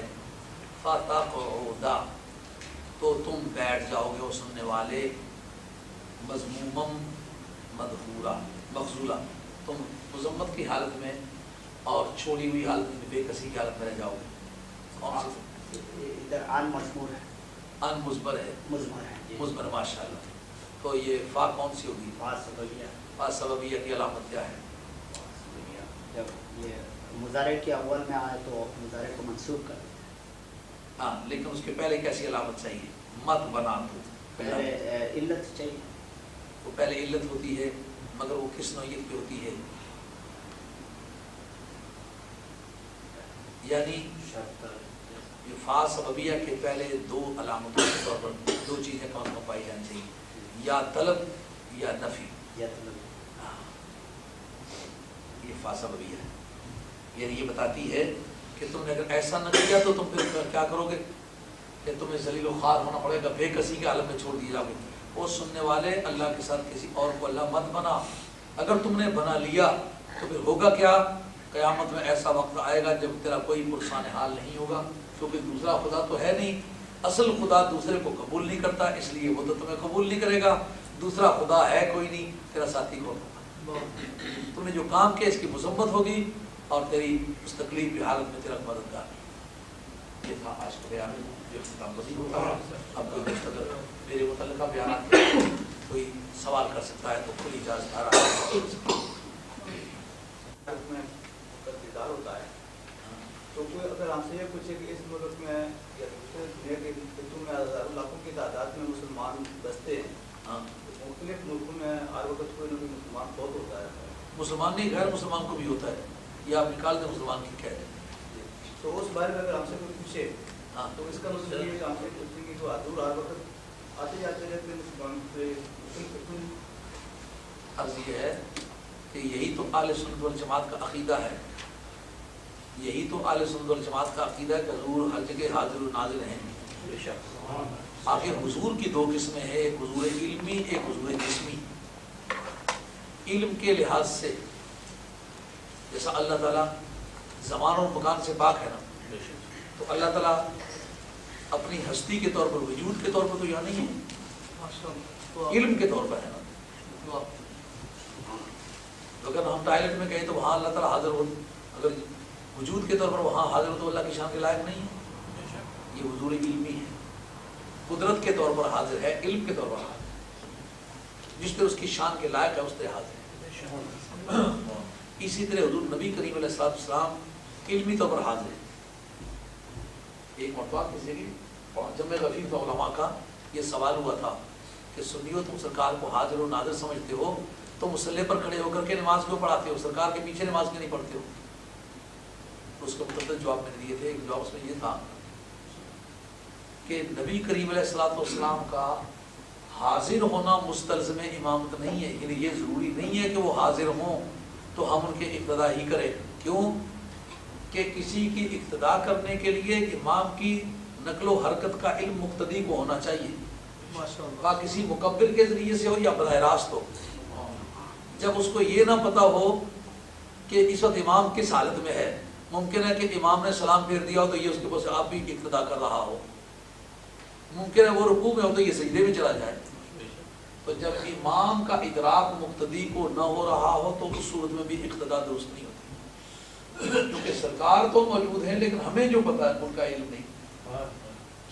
ہمیں ان کی حرکات و سکنات کا جو علم نہیں کس حالت میں ہے، نماز میں ہے بھی کہ نہیں. ایسا ممکن ہے سرکار نے پڑھ لی ہو، ایسا بھی سرکار مکلف ہی نہیں ہے پڑھنے کے، ممکن ہے نہ پڑھ رہے ہوں. تو ایک امام کی حیثیت تو رکھتا ہو مگر نماز میں امامت نہ کرو تو پھر بھی امامت لازم نہیں آتی. دوسرا یہ کہ حضور کا حاضر ہونا حضور علمی کے طور پر متحقق ہے، حضور جسمی کے طور پر یہ سرکار کی مرضی پر ہونا. جب دیکھتے ہیں نا سورج ایک جگہ چڑھا ہوا نظر آتا ہے لیکن اس کی دھوپ ہر جگہ موجود ہوتی ہے. تو سورج بھائی مانا ہر جگہ موجود ہوتا ہے جہاں جہاں دھوپ لگتی ہے. ایک وقت میں کروڑوں جگہ موجود ہوتا ہے کہ نہیں ہوتا، لیکن یہ عشاؤں کے لباس میں موجود ہوتا ہے. سرکار علم کے روپ میں ہر جگہ موجود ہے. لیکن سرکار کا تشریف لانا، اگر پوری دنیا میں جہاں کوئی کافر محمد سبھی ہوئے ہیں، مرے ہیں، تو نبی پاک علیہ السلام کے راستے کے حجابات اٹھا دیے جائیں تو بھی سرکار نظر آ سکتے ہیں. سب کے سامنے فوٹو الگ الگ پیش کر دیے جائے تو بھی حاضر دکھائی دے سکتے ہیں. تو سرکار دو عالم علیہ السلام کے سامنے کوئی بھی ذریعہ نہ ہو، سرکار خود اپنے غیبی وسائل سے اپنی نبوت کے زور سے حاضر ہو تو بھی ضرور کی شان کے لائق ہے. رہ گئی ہماری عقل. یہ نبی کا موجود ہونا از قسم معجزات ہے، اس لیے عقل کے ماتحت نہیں ہوگا، عقل سے بلند ہوگا.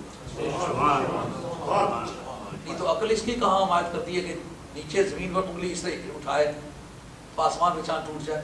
عقل اس کی حمایت کرتی ہے؟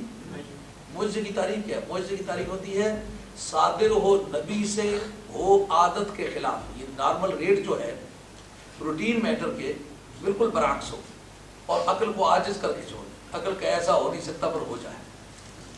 یہ نبی کا از قسم اعجاز ہے اور یہی سنی کے لیے دلیل ہے کہ نبی کریم علیہ السلام حاضر ہونا. اور یہ شرط نہیں ہے کہ مسلمان مرے، کافر مرے، کافر کے سامنے بھی سے تھا، کیونکہ سرکار ساری کائنات کے بیک وقت رسول. یہ امام قسطلانی نے بائبل میں لکھا ہے. اس میں البتہ ایک اور سوال باقی رہتا ہے. منڈی کاموں کی میں ہم لوگ گئے تھے، وہاں مفتی صاحب تھے مولانا نعیم الدین والی رحمۃ اللہ تعالیٰ علیہ، شاگردوں میں سے تھے، جماعت شاہ سے محمد سلی پوری رحمۃ اللہ کے شاگردوں سے کافی علماء کا ہجوم تھا. انہوں نے یہ سوال کیا، ان کا یہ مجھے ہی کہنا کہ شاہ صاحب یہ آپ نے جو جوابات دیے ناکافی ہیں.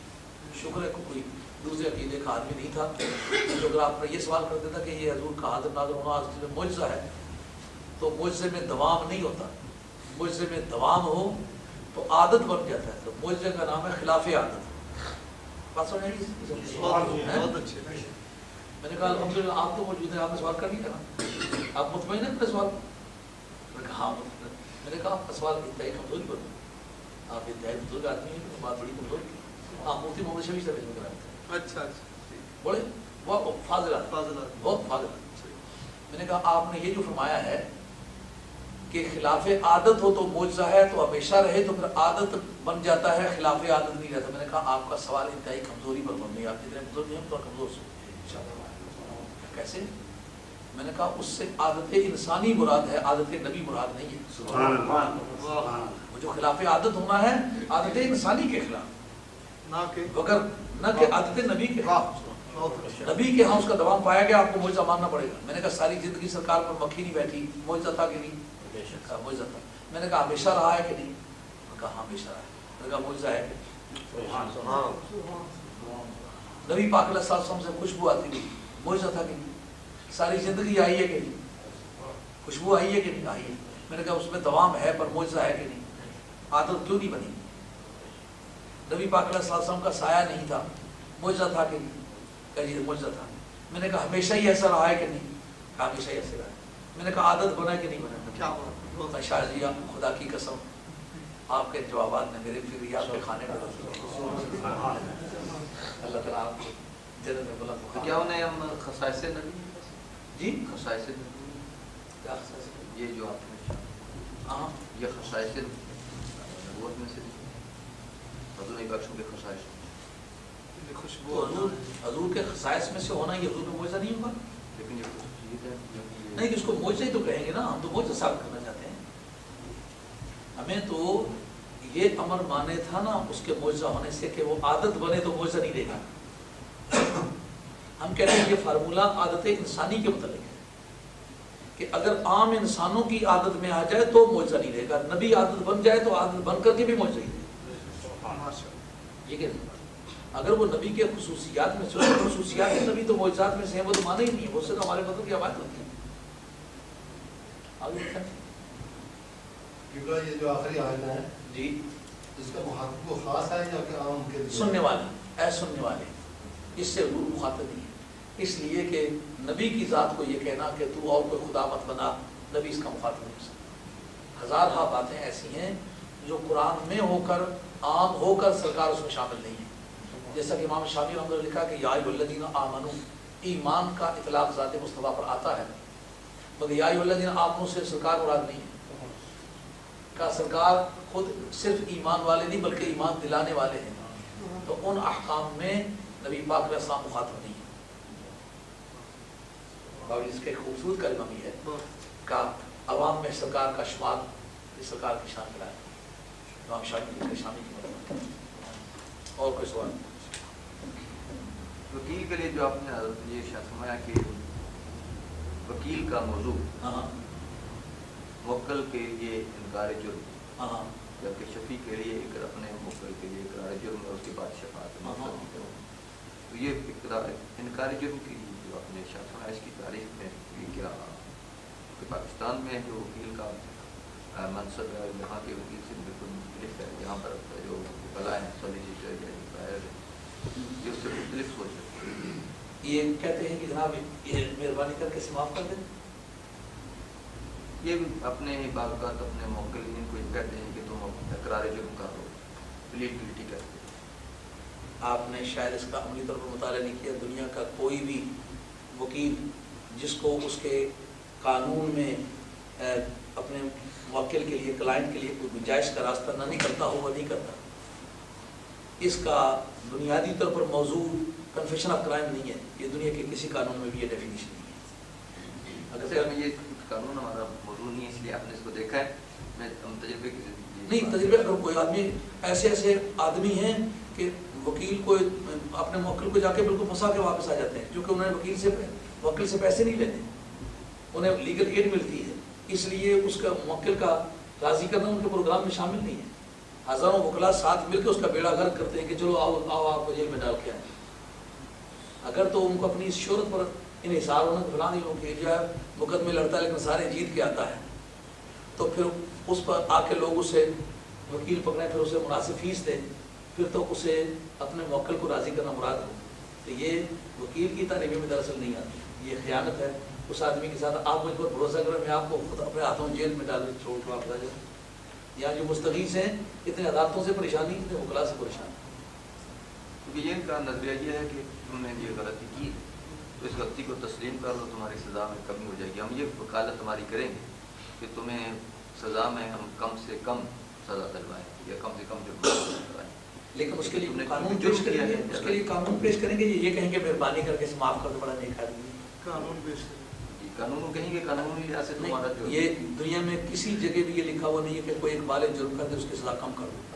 یہ پھر آپ کے پاس کچھ فہمی ہے, آپ نے کسی ایسے آدمی سے ملاقات کی ہے جو آدمی قانون جاننے والا نہیں ہے. کنفیشن آف کرائم سے جرم میں سزا میں کبھی تخفیف نہیں ہوگا. وہ وکیل بیٹھے ہوئے سے پوچھے کیوں ایسا ہوتا ہے جی؟ کمیشن آف کوئی کنفیشن آف کرائم کرے تو اس وقت اس کی سزا میں کمی ہوا کرتی ہے کہ اس وقت زیادہ سے زیادہ اس کو سزا ہوا کرتی ہے. یہ تو ایک چھوٹی کلائی بیٹھے ہوئے جو ہمارے سامنے کئی کیس بڑی کامیابی کے ساتھ لڑ چکے ہیں. یہ جو اس کی بارے میں تو آپ کا ارشاد ہے یہ ان کی وکلا کی تاریخ میں وکیل کی تاریخ میں وکلا کا روزانہ کا پروفیشنل جو پرسنل ایکسپیرینس ہے وہ انگریز کا ہی متعارف کرایا ہوا ہے. اس لیے ہمارے اسلامی کلام میں کہتے ہیں فلا تکن للخائنین خصیما, تم خیانت کرنے والے کی طرف سے جھگڑا ہی مت کرو. وہ وکیل کی نفی کے لیے ہمارے فقہاء نے اس پر رولنگ دی ہے کہ یہ جو جس عنوان پر وکیل ہو رہے ہیں یہ اس عنوان پر وکالت بھائی ممنوع کہ اس نے جرائم کیے ہیں, وہ جنائی کرتا ہے, کہتا ہے اس نے جرائم کی, اس کی جتنی خیانت ہے مثلا یہ جتنے جا کے کہتے ہیں کہ جناب یہ اکاؤنٹنسی کے کیس میں یہ جتنا آپ نے اس کا ٹیکس بنایا ہے تم یہ مان لو کہ اتنا ہی بنتا تھا کہ کمی مجھے ہوتا ہے. سر کس نے آپ کو بتایا؟ اسلامی نقطۂ نظر سے یہ وکالت یہ قابل اعتراض ہے. یہ کسی کی غلط پلی نہیں کرنا, کسی کی بات جو اس میں اکثریت ایسا ہوتا ہے نا شاید وہ تو رولنگ نہیں دی رہا ہمارے فقہاء نے. خصیمہ خیانت کاروں کے لیے خیانت کاروں کی طرف سے ہو کے جھگڑا مت کریں. جس آدمی نے قتل کیا ہوا ہے اس کو کہیں کہ تم مان لو قتل کیا ہوا تاکہ تمہاری سزا میں تخفیف ہو جائے. قانون کی کیا عزیز باقی رہے گی, اقبال جرم سے سزا میں کوئی تخفیف نہیں ہوتی. یہ بات آپ سے شکر ہے کہ میں قانون پڑھا ہوا آدمی تھے صرف مولوی ہوتا تھا یہ سوالات کو تکلیف دیتے ہیں. لیکن اس میں وہ کرتے ہیں کہ اس کو موافقت وہ مرڈر کو مین سلاٹر کر دیتے ہیں. جی مرڈر کو مین سلاٹر میں نہیں, یہ کرانے والا وکیل نہیں تسلیم ہوتا. اگر وہ کہیں تو وہ قتل ہی کی سزا ہے, اس میں تخفیف نہیں ہوئی, سزا ہوئی ہے. کسی جرم کی سزا کم سے کم سے لے کر زیادہ سے زیادہ تک, کم سے کم کر دینا یا زیادہ سے زیادہ کرنا, اس کا نام سزا کا نہ ہونا نہیں ہے, سزا کی قسم ہے. لیکن کنفیشن آف کرائم سے یہ بات نہیں ہوا کرتی. پھر اس پہ دیکھتے ہیں کہ کمیشن آف کرائم میں اس کی سیویرٹی کیسی ہے, اس کی نقطہ نگاہ سے کمی ہو سکتی ہے یا بیشی ہو سکتی ہے.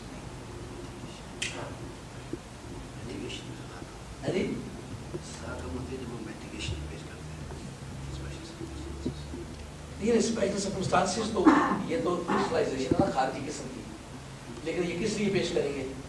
اسی لیے پیش کریں گے کہ جناب یہ قانون تو چاہتا ہے اس میں اصلاح ہو، لیکن نہیں ہونی چاہیے کیونکہ یہ بیچارہ اس کے بچے ہیں، اس کی بیوی ہے، اس کا پورے ماں باپ ہیں، تو یہ مرسی پٹیشن ہے، اس کا نام تعارف نہیں ہے، مرسی پٹیشن کی تاریخ کرتا ہے۔ اور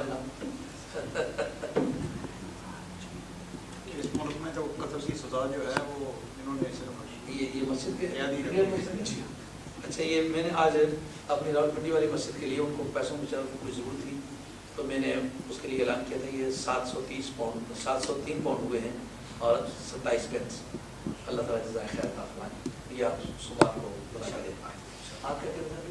میں کر رہا ہوں کہ اس ملک میں قتل کی سزا جو ہے وہ انہوں نے قید ہی رکھی ہوئی ہے، وہ قتل کا جو ہے سزا اس کی وہ قتل پر نہیں ہے۔ یعنی کس یہ موضوع بحث نہیں ہے، موضوع بحث یہ ہے کہ وکالت کی نفی سے شفاعت کی نفی نہیں ہوتی۔ جن لوگوں نے وکیل کی نفی سے، ایک تو لفظ وکالت جو ہے قرآن مجید ہمارے فقہ میں اور معنی میں استعمال ہوا ہے، وکیل ضامن کو کہتے ہیں۔ وہ تو اس طرح ہوتا ہے کہ کوئی آدمی اگر کمی بیشی کرے تو ٹیمپریریلی اس کی وہ ضمانت دیتا ہے کہ وہ وکالت ہمارے فقہ میں اور معنی میں استعمال ہے۔ یہ جو عام بول چال میں لوگوں نے وکیل کے لفظ کو استعمال کیا ہے، اس معنی کے اعتبار سے لوگوں نے قرآن مجید کی تفسیر پر اعتراض کرنا شروع کر دیا ہے کہ سرکار کو شفیع ماننا کس طرح تو مان سکتے ہو، وکیل تو قیامت میں ہوگا کوئی نہیں۔ تو میں نے اس پر دور حاضر کی بول چال کے نقطۂ نگاہ سے جو ان کا معنی بنتا ہے اس کی تردید کی ہے کہ وکیل کی نفی کر کے شفاعت کی نفی کرنا یہ غلط ہے، اس لیے کہ پوری دنیا میں، مجھے پھر ایک مرتبہ کہہ رہے دو، پوری دنیا میں وکیل کا موضوع چارجز کو ڈینائی کرنا ہے۔ اگر کنوکشن آف کرائم کرے تو پھر تو وہ تو عدالتوں کا ایجنٹ ہوا، وہ تو بندوں کو پکڑ کے جیل میں ڈال رہا ہے۔ دنیا کی کسی وکالت کا یہ منشا نہیں، اگر ساتھ ہو کے جیل میں جاتا ہے کہ بندہ سا گرین نام کے اندر کو مہربانی کر رجسٹر ہونا پیا، پھر اس کی کیا ضرورت ہے؟ سیدھا وہ خود اپنا اخبار جرم کرے، وہ خیریت سے چلا جائے، روٹی کپڑے مکان کا اندر انتظام ہے۔ وکیل تو پیسے اس چیز کے لیتے ہیں کہ اس کو بچایا جائے۔ یہ خوش طبی کی بات ہے، فی الواقع یہ ہے، یہ قرآن عظیم کی تفسیر ہے، اس کو ان خطوط پر سمجھنے کی ضرورت ہے جو خدا اس کے رسول کی طرف سے معلوم ہے۔ شفاعت ہے وکالت کا۔ دور حاضر کی وکالت کو موضوع بنا کے بعض سادہ لوگ مسلمانوں کو اس غلط فہمی میں ڈالا جا رہا ہے کہ چونکہ قیامت میں وکیل ہی کوئی نہیں ہوگا تو پھر نبی شفاعت کس طرح کرے گا؟ کا وکالت کا مفہوم ہی اور ہے، شفاعت کا مفہوم ہی۔ جو نامہ اعمال پیش ہوا ہوگا اس کے بارے میں کنفیشن آف کرائم کی بھی کوئی حاجت نہیں ہوگی، کہیں گے نبی کریم صلی اللہ علیہ وسلم مولا کریم واقعی یہ کس طرح کہیں گے؟ یوم اذن تحدث اخبارها بان ربک اوحی لها، زمین کہے گی، نقشہ موقع واردات بول کے کہیں گے، جو آپ کا قانون عدالت ہے، نقشہ موقع واردات جرم کی ڈٹرمنیشن کے لیے پیش ہوتا ہے، پٹواری کے کاغذات، فرد زمین کا، وہ کیمیکل رپورٹ، وہ کرتا جس سے گولی پار ہوئی ہے، وہ خنجر جس قمیض سے پار ہوا ہے، جس باسکٹ سے پار ہوا ہے، وہ سارے کپڑے وغیرہ کیوں کی جاتے ہیں ایگزامینیشن کے لیے؟ اللہ کریم فرماتے ہیں یہ سب چیزیں بول کے خود کہیں گی۔ ما یلفظ من قول الا لدیہ رقیب عتید، گواہ ہوتے ہیں جو کنٹیکسٹ بیان کرتے ہیں، سیاق و سباق، چلن ما قبل اور چلن ما بعد، وہ کہیں گے پہلے یوں باتیں ہوئی، پھر باتوں میں گرم ہو گئے، پھر گالیاں دینے لگے، پھر بندوقیں نکالیں، پھر ڈز کی۔ وہ سیاق و سباق کے جو گواہ ہونے چاہیے، ما یلفظ من قول الا لدیہ رقیب عتید، جو بات کی ہے اس کے گواہ الگ۔ ان علیکم الحافظین کراما کاتبین یعلمون ما تفعلون، جو کچھ تم نے کیا ہے یا کہا ہے اس سب کا مکمل ریکارڈ پروردگار کی بارگاہ میں موجود ہوگا اور پیش کر دیا جائے گا۔ اور اللہ علیم بذات الصدور، وہ صرف ظاہری بات نہیں آتا، سینے میں جو بات کھٹکی تھی وہ بھی جانتا ہے۔ اب اتنے عوامل موجود، وجاءت کل نفس معها سائق و شہید، ہر جان جب آئے گی تو اس کے ساتھ گواہ بھی آئے گا اور بلا کے لانے والا بھی آئے گا، کرام الکاتبین بھی آئے گا، نقشہ موقع واردات بھی آئے گا۔ یوم نختم علی افواہہم وتکلمنا ایدیہم وتشہد ارجلہم بما کانوا یکسبون، منہوں پہ مورے مار دیں گے، ہاتھ بول کے کہیں گے، پاؤں بول کے کہیں گے، اوزار بول کے کہیں گے، لکڑیاں بول کے کہیں گے، تلواریں بول کے کہیں گی، بندوقیں بول کے کہیں گے۔ تو اب جرم کی ڈٹرمنیشن میں کوئی فرق رہ جائے گا؟ پروو ہو جائے گا، فائنل ہو جائے گا، بندہ جہنم میں جائے گا، اس کی باقاعدہ ڈٹرمنیشن کے بعد اس کی سزا ڈٹرمن ہو جائے گی، اس کے بعد سرکار کی شفاعت کا موقع ہے کہ اگر چلو پہلے اس آدمی نے کوئی نیک کام کیا ممکن ہے خود بخشا جائے، ممکن ہے کوئی اس کا استاد شفاعت کر دے، کوئی اس کا پیر کر دے، کوئی بزرگ کر دے، کوئی شہید کر دے، کوئی عالم کر دے، معاملہ چل جائے. جب کہیں بھی بات نہ بنے گی نا پھر گرا کے سرکار کی بات. مولا کریم جو تیرے فیصلے ہیں ملحق، اس آدمی کے جرم باقی ہیں. کوئی بات اب کثر کسی طرح کی باقی نہیں، لیکن میں تیرا محبوب، تم نے وعدہ کیا ہے کہ تمہیں اتنا مالک دے گا کہ تم خوش ہو جائے گا. مولا کریم میری خوشی اس میں ہے، اس کو معاف کر. بندے کا عقیدہ برا نہیں، عمل برا ہے، مولا کریم معاف کر. شفاعت کا موضوع ہے. یہ کہنے کا مقصد یہ ہے کہ کوئی آدمی کسی عنوان سے سرکار کی شفاعت کا انکار نہیں. اور کوئی سوال ہے؟ تھوڑا سا سمجھنے کے لیے جی کہ کیا پھر اس کے لیے یہ گنجائش ہوگی کہ اللہ تعالیٰ ایمان اور عقیدہ صحیح رکھے تو شفاعت پر جو ایمان رکھنے والے جتنے بھی ہم اہل سنت و جماعت ہیں پھر سے تو گنجائش نکلی ہے کہ یقیناً حضور نبی کے رسول نے یہ بات فرمائی کہ واللہ لا ارضى قط واحد من امتی فی النار. میں خدا کی قسم کھا کے کہتا ہوں اس وقت تک میں اللہ تعالیٰ سے راضی نہیں ہوں گا جب تک میرا ایک امتی بھی جہنم میں.